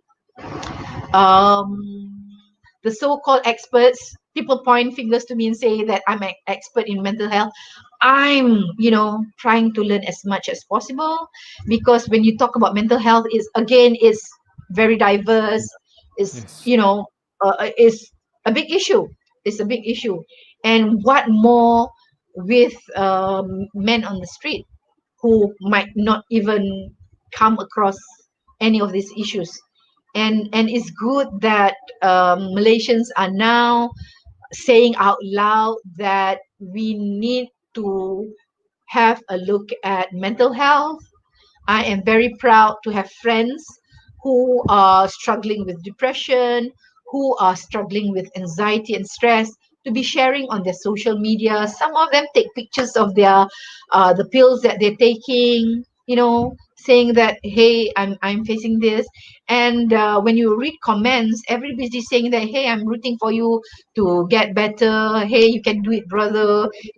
I did not detect any comments that say, hey, why have you let yourself in. That's almost everybody is being supportive, and I hope that we can, as a nation, we can all move toward this.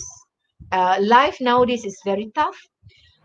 With our young people, more and more of them are leaving university, exiting from university without good prospects of jobs, you know Right. and it's really scary.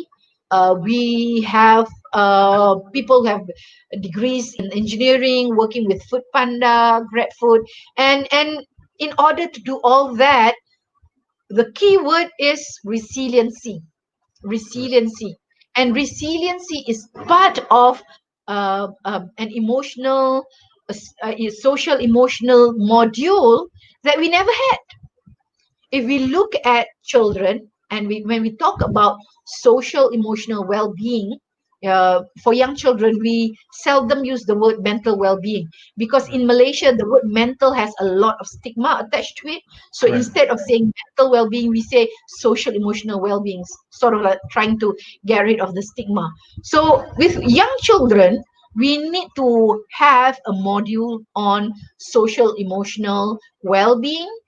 And I go around asking teachers, because I have teachers who have been teaching early childhood education, who have been teaching special education between 4 to 8 years. They come back to university and become my graduate student, and I ask them, what are the components of emotional well-being? What are the components of emotional well-being? Sorry to say, I'm sorry to be broadcasting this to worldwide. None, 0% could answer what are the components of an emotional well-being. None of them could answer. And these are teachers working with young children. Right. And this is something that we need to change. And for me, how I need to change is to start producing books and materials, there's not enough time in a day to I'm constantly editing books, writing books, and the output is very slow. Of course, it takes a lot of effort to just produce a book. But that's the thing.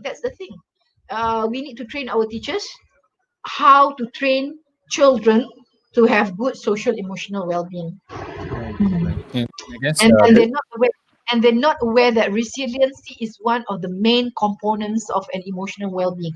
Resiliency, you can fail. You've been, for 4 years in university, you think that you're going to be an aeronautical engineer. You graduate from university, there's no job, and you have to work as a food panda staff. You have to be a grab food driver and all that. And hey, it's okay. You're resilient. You know that you're not doing so well, but you are going to bounce back. You're going to be right. resilient. Right, right. And I guess the core fundamental of online teaching and learning, it's all about emotional well-being. So in a way, does your students or you yourself, are you having a happy time? Are you enjoying the entire experiences, right? So if that is out of the topic, then well, what does it leave on towards effective online teaching and learning? They could be learning, but if it's not going to be a pleasant experience, the building of time, the compounding effect of it, it's eventually going to lead down to a very bad road from there. Right. And I guess past 2 weeks, we actually had a discussion on emotional well-being. We had a clinical psychologist, Mr. Pei, that was speaking a lot about depression and things like that. And sadly to say, also is that the depression rate amongst 10 adults, it's like a very high number of them are actually having depressive situation. So it's good that you actually highlight this as well. Hopefully, more teachers are aware of this in terms of emotional well-being, especially during this time of COVID, where we are stuck at home, limited access, and also economic, financial issues as well from there. Yeah. So, Dr. Hasnah, with regards towards that, right, in terms of building more resiliency and to really promote emotional well-beings of students, and not only that, with teachers, educators, and parents as well, right? What are the key fundamental aspects that we should really look onto? I know we spoke about a lot about emotional well-being and mental well-being as well. What are the key elements that we as educators, parents should really look for in making sure that, hey, I'm monitoring this so that it doesn't go south, that we are so-called maintaining it in a way to make sure that we are all good for parents, teachers, and students as well. Any comments with regards towards emotional well-being? Right. Actually, I think I think I'm talking from a teacher's perspective. When I was doing research on a social emotional module for young children, you thought that, it's about the young children, it's about the social skills, it's about the emotional skills. So therefore, we need to identify the components and start training them. But with social emotional modules for young children, I was quite surprised to see that it begins with the teacher herself. Right. It begins with the teacher. So the components are not like, are your children happy? Are your children self-confidence okay? Do they have good self-esteem? Do they think well about themselves? It's not that. That's not the first step in the module. But the first module is: are you smiling to your students? Are you smiling? Are you having good thoughts about your children? I was talking about, strength-based perspective, right? Are you aware of the tone that you're using when you're talking to your students? So it was like it was like telling myself like, whoa, Hasnah, you are so engrossed about how to make the kids well in terms of social and emotional. And it seems like you have to start with yourself. You have to start with yourself. Do you have good communication skills? Are you communicating to your children that they are good? They are doing the best that they can. And really, to me, it was such a huge discovery, saying that for this module to develop social emotional for young children, it actually has to start with teachers. So there's this big component about teachers being aware of themselves, being aware of um, how they behave with the children, how they talk with the children, how they focus with the children. Are you displaying favoritism? That kind of thing. So yeah, you have to start from that. You have to start from that. And even with adults, emotional skill is still a big issue. Anger management. And I'm thinking like, oh, how do you deal with children's anger management? And I found out that, if you want to ask children to control their anger, use the flower method. Do you know the flower method, Jay? Uh, not sure. Flower method is that, they're about to be angry, about to jump on a friend, say, okay, Amar, stop and think about the flower. Okay, close your eyes. Can you see the flowers? Can we count the petals on the flowers? Okay, let's count the petals. 1, 2, 3. Okay, the flowers might have 5 petals. The flowers Right. might have 8 petals. But by the time they've finished counting the petals, the anger have sort of subside. Ah, right. So you need to teach anger management to young children, but you teach it using good ways. And this is another strategy: how to deal with how to help children deal with trauma, because it's not something that you come across often.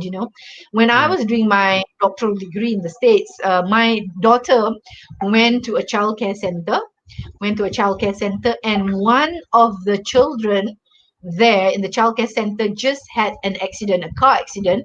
The mother was driving, and the mother hit a lamppost or something, and she was in there, and they had to be taken to the hospital on an ambulance, and it was really traumatic. And you're talking about a child who's 6 years old, who might not even have the vocabulary to deal with the trauma, right? And I witnessed it firsthand. The childcare teacher, when she sees the child being withdrawn, moving away from the group of child, clutching the toy, the soft toy, the teacher would go to the child and say that, "Hey, Emma, are you seeing the pictures in your head again? Are you seeing the pictures of your mom's car spinning again?" So helping the child to overcome. Do you need a hug? Okay, let teacher Emily give you a hug, and yeah, you might be seeing the pictures in your head, but it's just all in your head. You're doing okay. Can you feel me hugging you? Okay. Every time you start to see the pictures in your head, come and ask for a hug. Okay. So I witnessed this. I was there as a parent of another child, but Wow. this is a learning moment for me. And Right. and I was like, wow, teachers That's in the incredible. US are very well equipped to deal with children's social emotional issues. And in Malaysia, again, we cannot point fingers to the teachers, is because I think our teacher training program the curriculum is too much focused on the academics, the numeracy, literacy, arithmetics, and not so much on the soft skills. And these are the soft skills that we need to go through this very challenging, fast changing world that we live now. Right. Okay. Yeah, and I guess speaking of which as well, in terms of building the kind of tools or the experience to have that kind of empathy and understanding for the students, it's something that is a very ongoing process for teachers, educators, and parents as well. Right. Not many that I've seen, but I've seen a lot of teachers that really exemplify that during online teaching, whereby they really care about the understanding of how the children feel. Hey, will the children find that this is fun? Can I share with you an example, Sure. Jay? Yeah. So perhaps what you can do is have a piece of paper, and that on that piece of paper have smiley, that yellow Right. smiley Right. face. One is smiling, another one is like with knitted brows, and one maybe with a tear. Different kind of emotion. And at the beginning of that online lesson, maybe teacher can say that, okay, everybody, can you point on the screen, have your picture on the screen, and point to which face you're feeling right now. So everybody might Right. be pointing to the smiley face. One child might be pointing to that sad face, Right. and you might want to spend a minute or so talking to the child. Why are you sad? So Right. you're teaching the children that, hey, let's talk about your feelings, and it's okay to Right. talk about your feelings, so that they will Right. grow up thinking that when you have issues, you don't have to bottle everything up. So Right. this might be an ice breaking activity, and this might Right. be something that will not take even 5 minutes. Right. But Yes. if you do it regularly, then students will be familiar with your method of asking them how they're doing, and Right. they might get the message that, hey, teacher really cares about how I feel, teacher really wants to know about, and they will feel connected, even though you are just meeting online and not face to face. Right. And Right. there are a lot of materials on Pinterest again for special needs teachers. I really like Pinterest. Right. Pinterest. They call it affirmation materials, telling kids to, like, okay, they have a list. Okay, I'm good, I can do this. Those are the things that you can do at the beginning of your online course.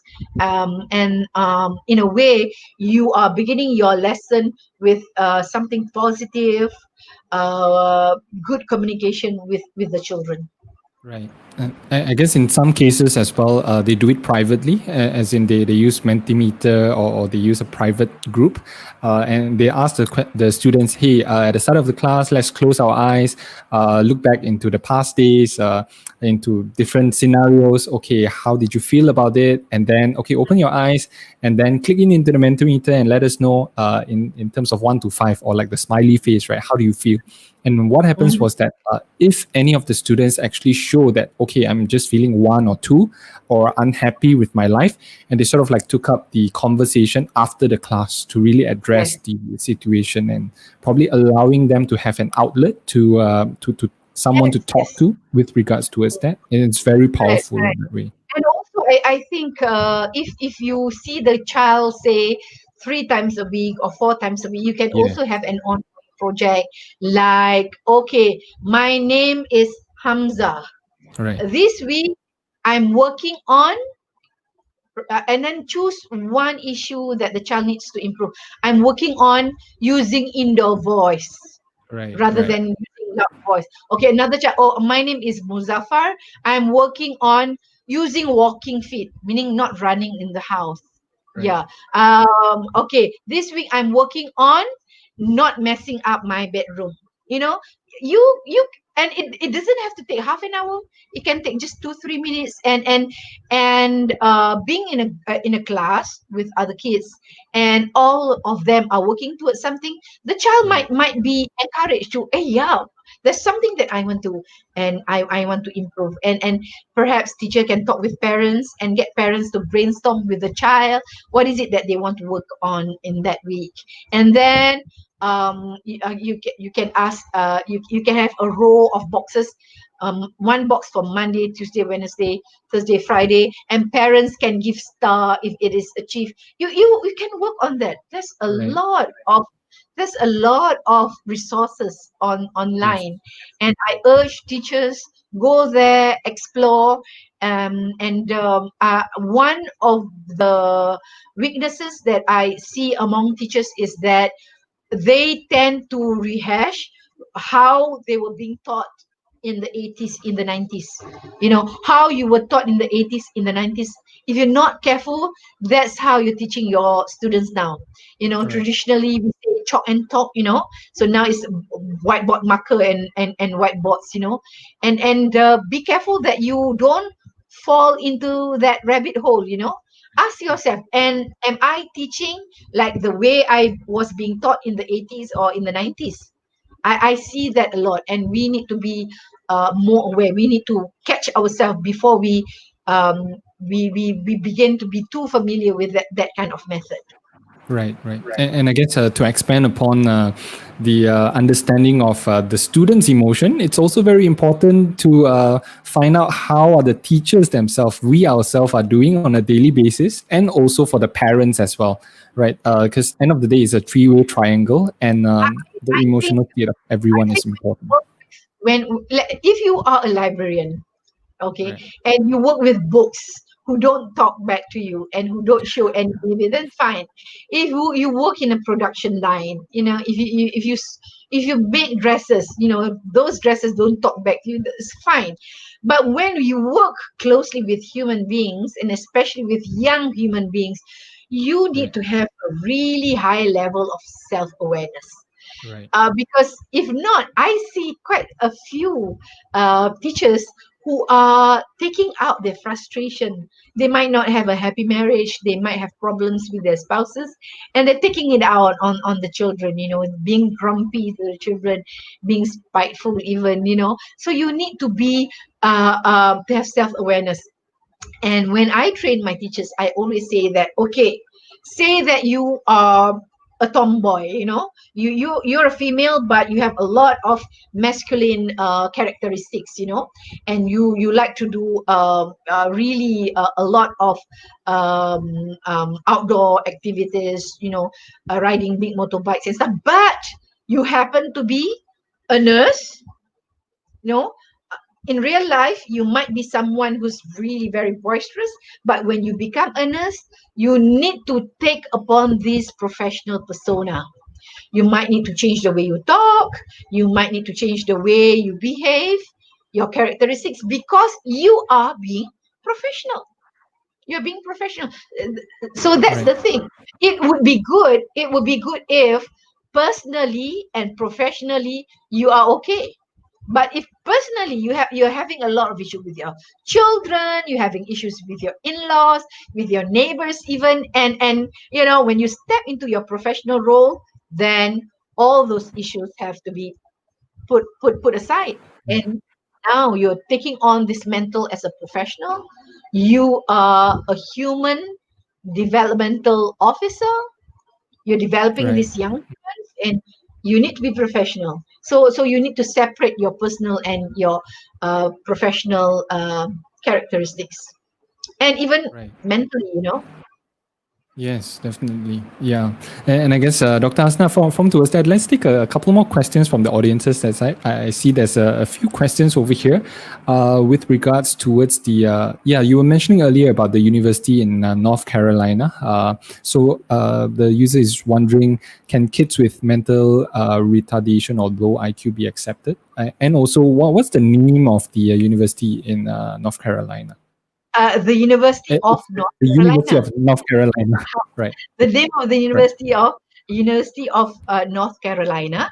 Frank Porter Graham, the College of Medicine.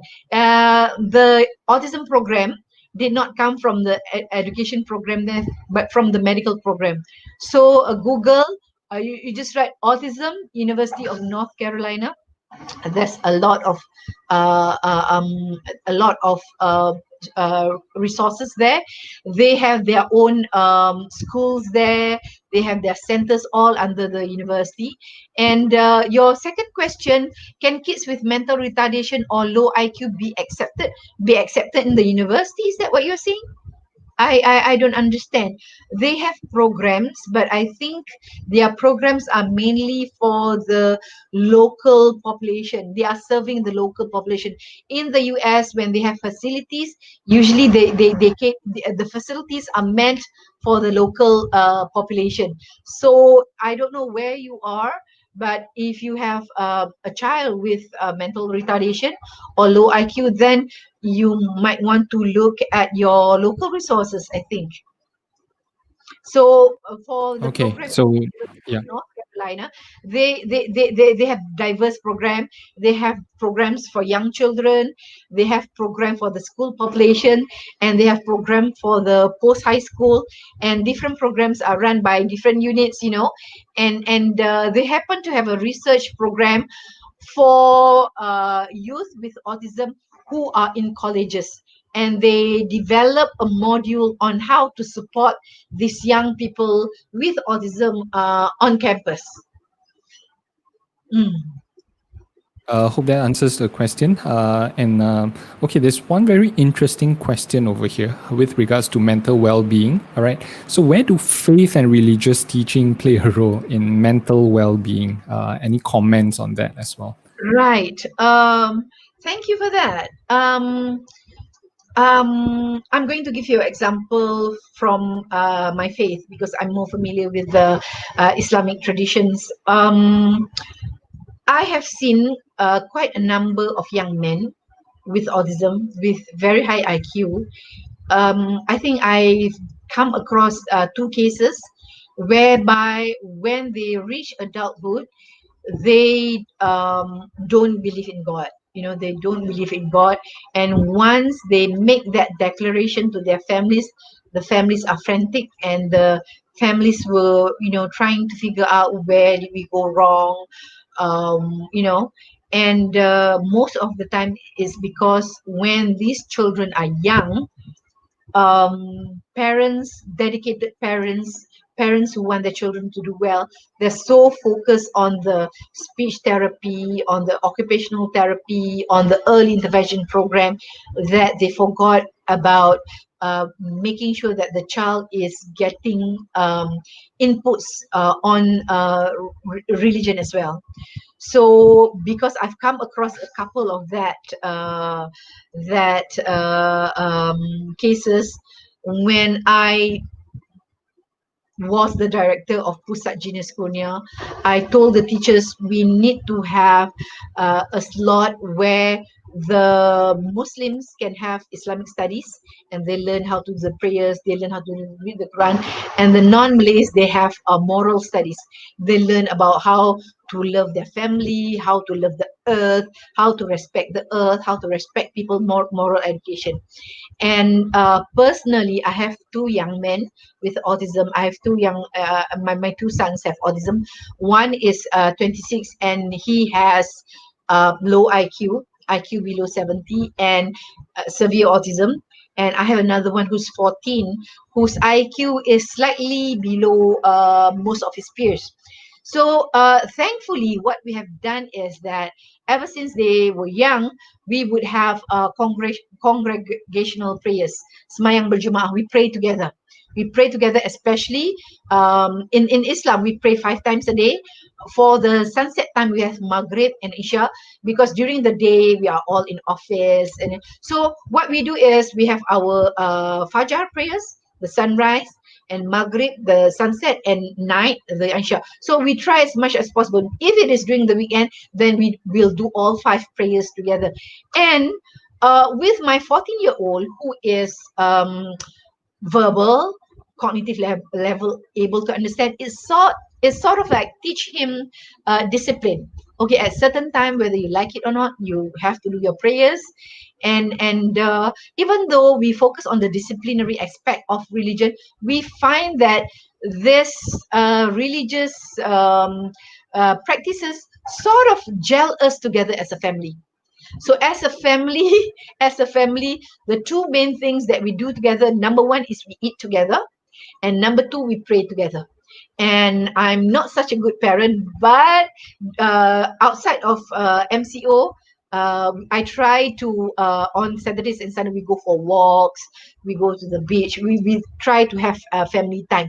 But it's actually the mundane daily group activities that sort of gel us together, the meals together, and the prayers. Because it is interesting to see, even though my son who's 25, who have low IQ, you can find that this routine of praying together is soothing to him. Is soothing to him. I am not declaring myself to be an expert in this, but somehow this religious activity is um, regulating their emotions, regulating their behavior. I find that during prayer time, my son is calmer. My son is calmer. And you know what? If you're a Muslim, after our prayers, we say special du'as. My trick is that during that du'a, I will mention my kid's name. Oh Allah, make Abdullah a good boy, a hardworking boy. So in a way, you are communicating with your child that, hey, you are very special, you know. I'm making special prayers to you. I'm asking God for all these favors for you. And I mentioned all the qualities that I want them to be: good, hardworking, respectful, kind. And if you do the prayers 5 times a day, they hear these special prayers 5 times a day. If you do it 3 times a day, then I find it good. I mean, I'm sharing my personal experience. So Right. yeah, there have been some research on Islamic practices and regulating emotions and behaviors, but I'm afraid to say that the methodology of these papers are not that good. Faulty, and I think we need to come up with research papers that's more solid and on how to measure this. And I think one of the ways that we can measure it is through measuring the well-being of the family. Do Right. family feels gelled together from this religious group activities? And I think if you're a Christian, routines of going to Sunday school, routines of going to services on Sunday, I think that would be good. I have friends who are Christians, and they are so grateful to their churches, who open up spots for their kids in Sunday classes with other kids. And one of them said that not his child with autism do not have that many opportunity to be included in a mainstream group. And what the religious classroom teacher said to him is that, hey, this is a good activity to get the other Christian kids to be more empathetic towards the special child, more accepting and including. So yeah, religion is good. Religion is good. And we just need to find ways on how to make those religious activities inclusive. And I think yet to be explained is how these religious activities could really be calming to the children. Right.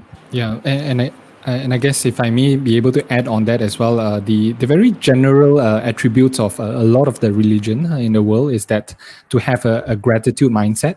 We spoke about this in one of the education summit with Mr. Pei. Was that there was, I guess he was mentioning there was a research in terms of when a child or a person expresses gratitude every day, right? It could be in terms of pictures and things like that. It dramatically helps in terms of the mental well-being and the overall emotional state of that person as well. So he was sharing in terms of allowing the kids to post Instagram posts on what you are thankful for in life, what are the good things, sort of like switching the focus on towards what's good in life, what are you grateful for in a way. And I guess that's a very universal attributes of most of the religions out there, focusing on gratitude, what's good in life as well, Right.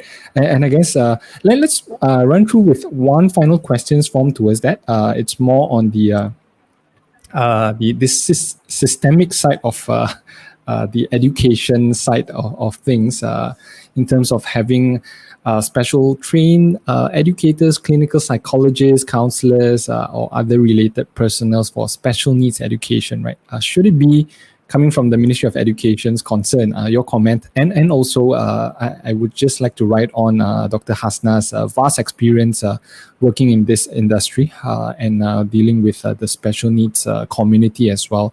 How are the systemic wise, how are teachers or the community wise benefiting from the current structure, the education structure that we already have, that are in place in our country? Any comments on that, Doctor? For your information, I was a member of the Malay term for it is Majlis bagi orang kurang upaya kebangsaan, is a national level council to discuss, to take action for people with disabilities in Malaysia. I was there for 2 terms, 4 years, and it is a post that is appointed by the Prime Minister. So what I'm trying to say is that I've been to the top level of discussion. We sit with ministers to talk about these issues, and your idea of having this different disciplinaries to form teams to provide services to young children, yeah, that should be the ideal way to do it.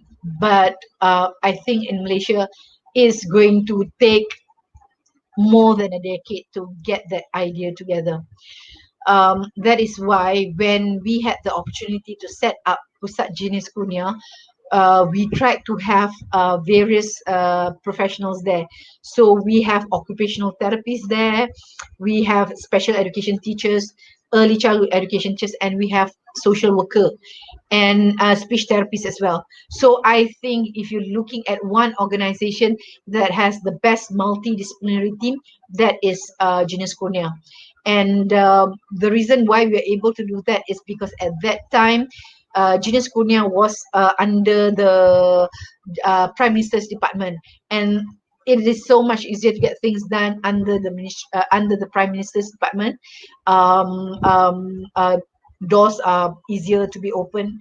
With the Ministry of Education, you need to remember that the ministry takes care of 10,000 over schools. So it's a huge complicated issues.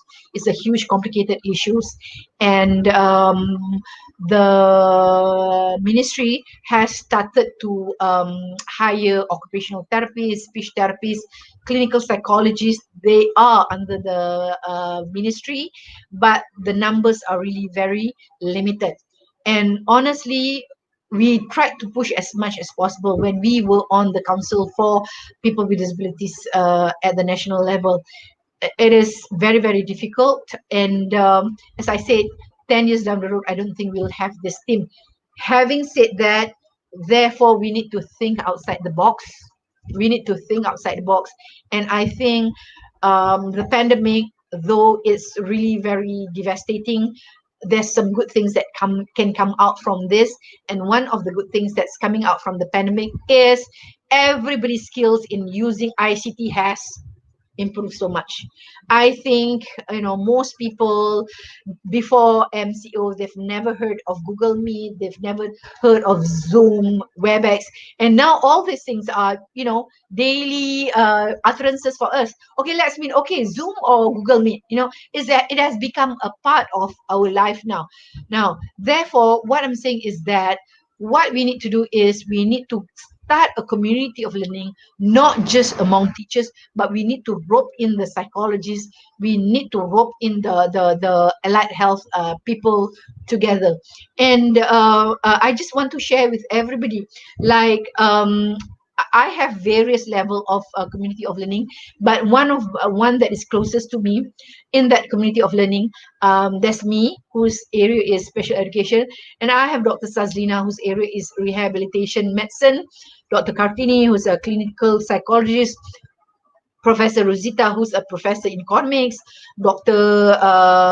Roslinda from UITM, who's a educational technology specialist. So I have formed my own multidisciplinary team. And I think you need to do the same thing too, and take the initiative. If I'm not mistaken, on Facebook, there's a group called Occupational Therapist Network Malaysia, or is it Occupational Therapist Malaysia or Occupational Therapist Network Malaysia? Perhaps the teachers group, the special education teachers group, can start talking to the occupational therapist group and say, what are the things that we can share? Can we have a Facebook Live, just like what I'm having with Jay now? We can have one special education teacher with one OT to talk about, hey, I have a question from the audience. My student is not able to sit down.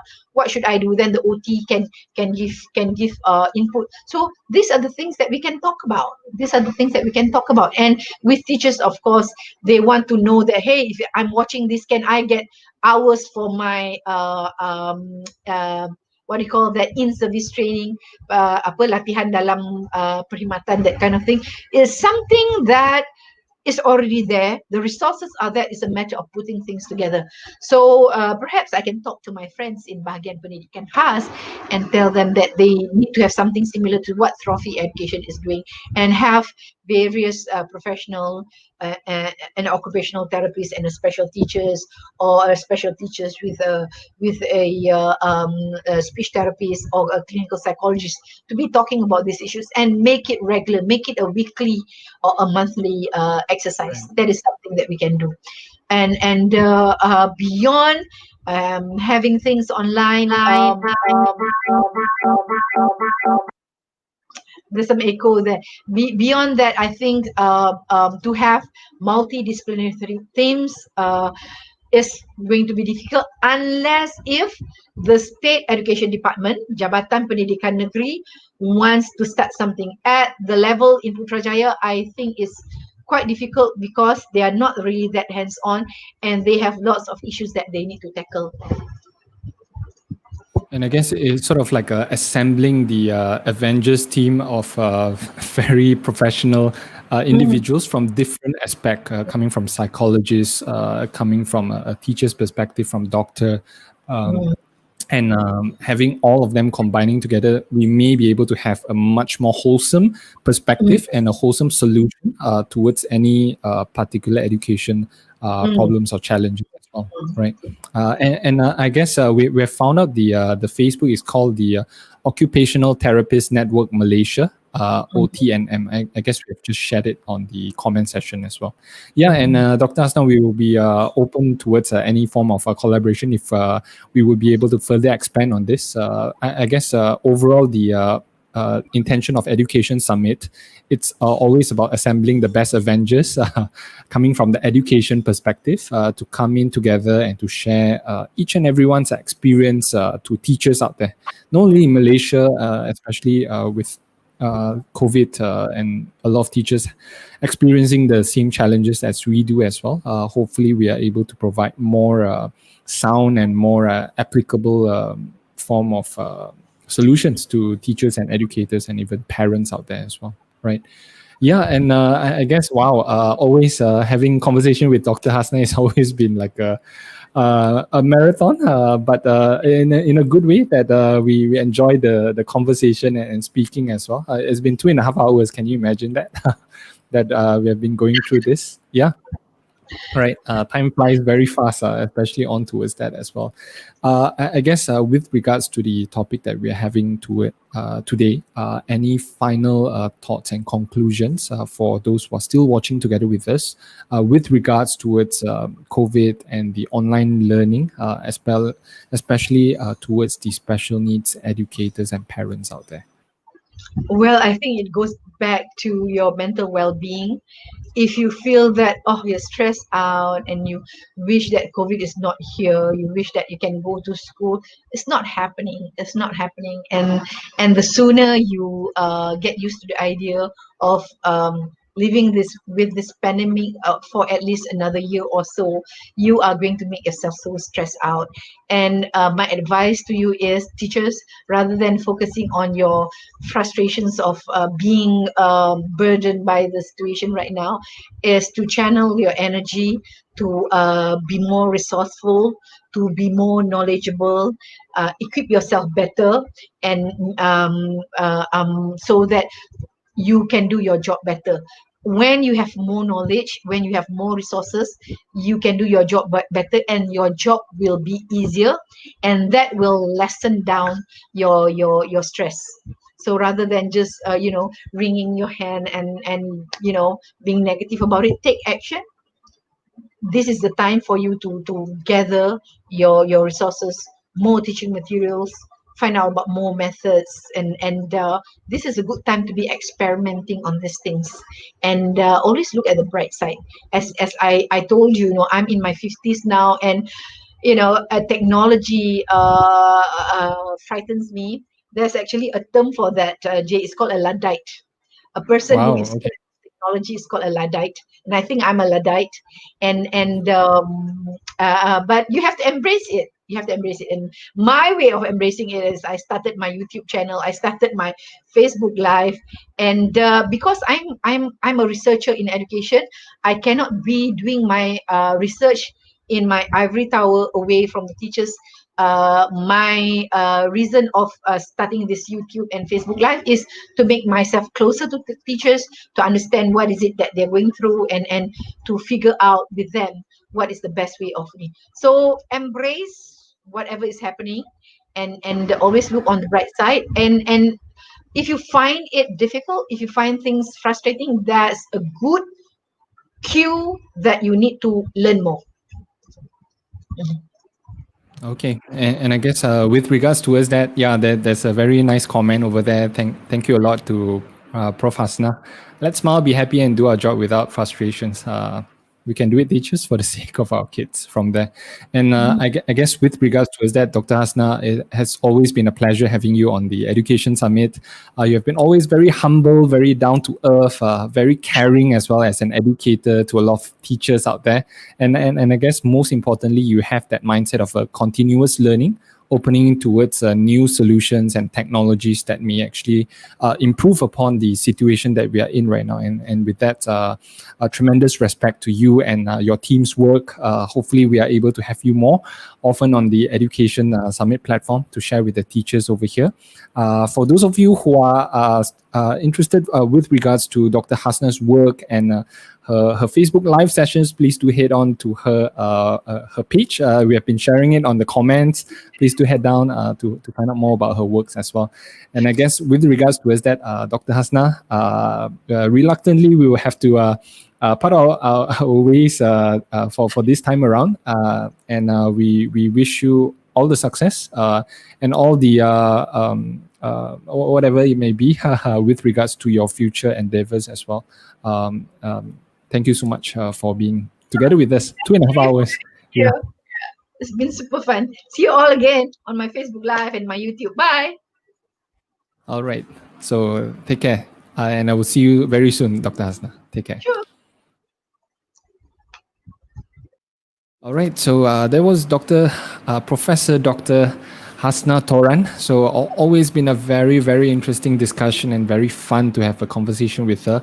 With her vast amount of experiences, as well as her connection working with a lot of the teachers and parents overall, it's been always an honor to listen to her perspective on how we can actually learn from each other. With regards towards online learning and teaching. I guess a lot of teachers are facing this situation as well. So let's work together in terms of the sharing of experiences, as well as having a community of teachers to be able to share the burden and share the challenges together, and not fighting this war alone by themselves, right? So for those of you who are still tuning in, thank you so much for joining in for close to about 2.5 hours. Thank you for your time in this in the very beautiful Saturday morning all the way until evening. And I would like to wish all of you happy weekend. Hopefully this session has been very beneficial to you. And please do remember to head on towards Dr. Hasnah Toran's Facebook page. She has loads of information, very informative information and experience and sharing sessions as well in her Facebook page as well. All right. So with regards towards that, finally, just like to remind all of you who are tuning in for the first time around on towards this, this has been an Education Summit EduChat series where every Saturday we will be chatting with an experienced educators with regards towards different solutions on education as a whole, right? So if you have any questions or if there are any topics that you would really love to hear in our future education summits, or if there are any speakers that you would like to see us feature them, please do email us, right? So I'm bringing out the email over here. It's hello.edusummit@gmail.com, right? Any questions, any suggestions, any topics that you would like us to feature in our future programs, please do email us. We will be very happy to hear from you on towards that as well. And of course, as always, for those of you who are just aware of this, is that we actually have a Facebook page as well. So all of our sessions are actually being posted and having Facebook live sessions on our Malaysia Education Summit Facebook page. So if you love our work, please do head on, give us a like and follow us so that you may be able to catch up with all of the programs in future as well, right? And of course, finally, with regards to us, that we just finished our Education Summit 2020 Series 2, right? Where we speak a lot about mental well-being education, special needs education as well, where Dr. Hasnah Toran has been sharing in one of her topics in the Education Summit. And you can have full access of all of the sharing sessions by all of the 16 educators in the summit, right? In the Education Summit Facebook group, right? So it's only available on the Facebook group, right? So please do head on over and have a look at it. And finally, all of the sessions, if you're not very active in Facebook, you can share this out in the link in our YouTube channel as well, right? And finally, as well, if you love what you have been hearing in this session for today, please do share it out to any parents or teachers that you think may be able to benefit out of this as well, right? So finally, thank you so much. This is Jay Wong here, and I hope that you have a pleasant weekend, and I will see you on our next week in EduChat series, and hopefully we're able to hear more experiences from different educators as well. Thank you so much for joining us in our session for today, and I wish you a happy day, happy weekend, and a happy lifestyle. Take care.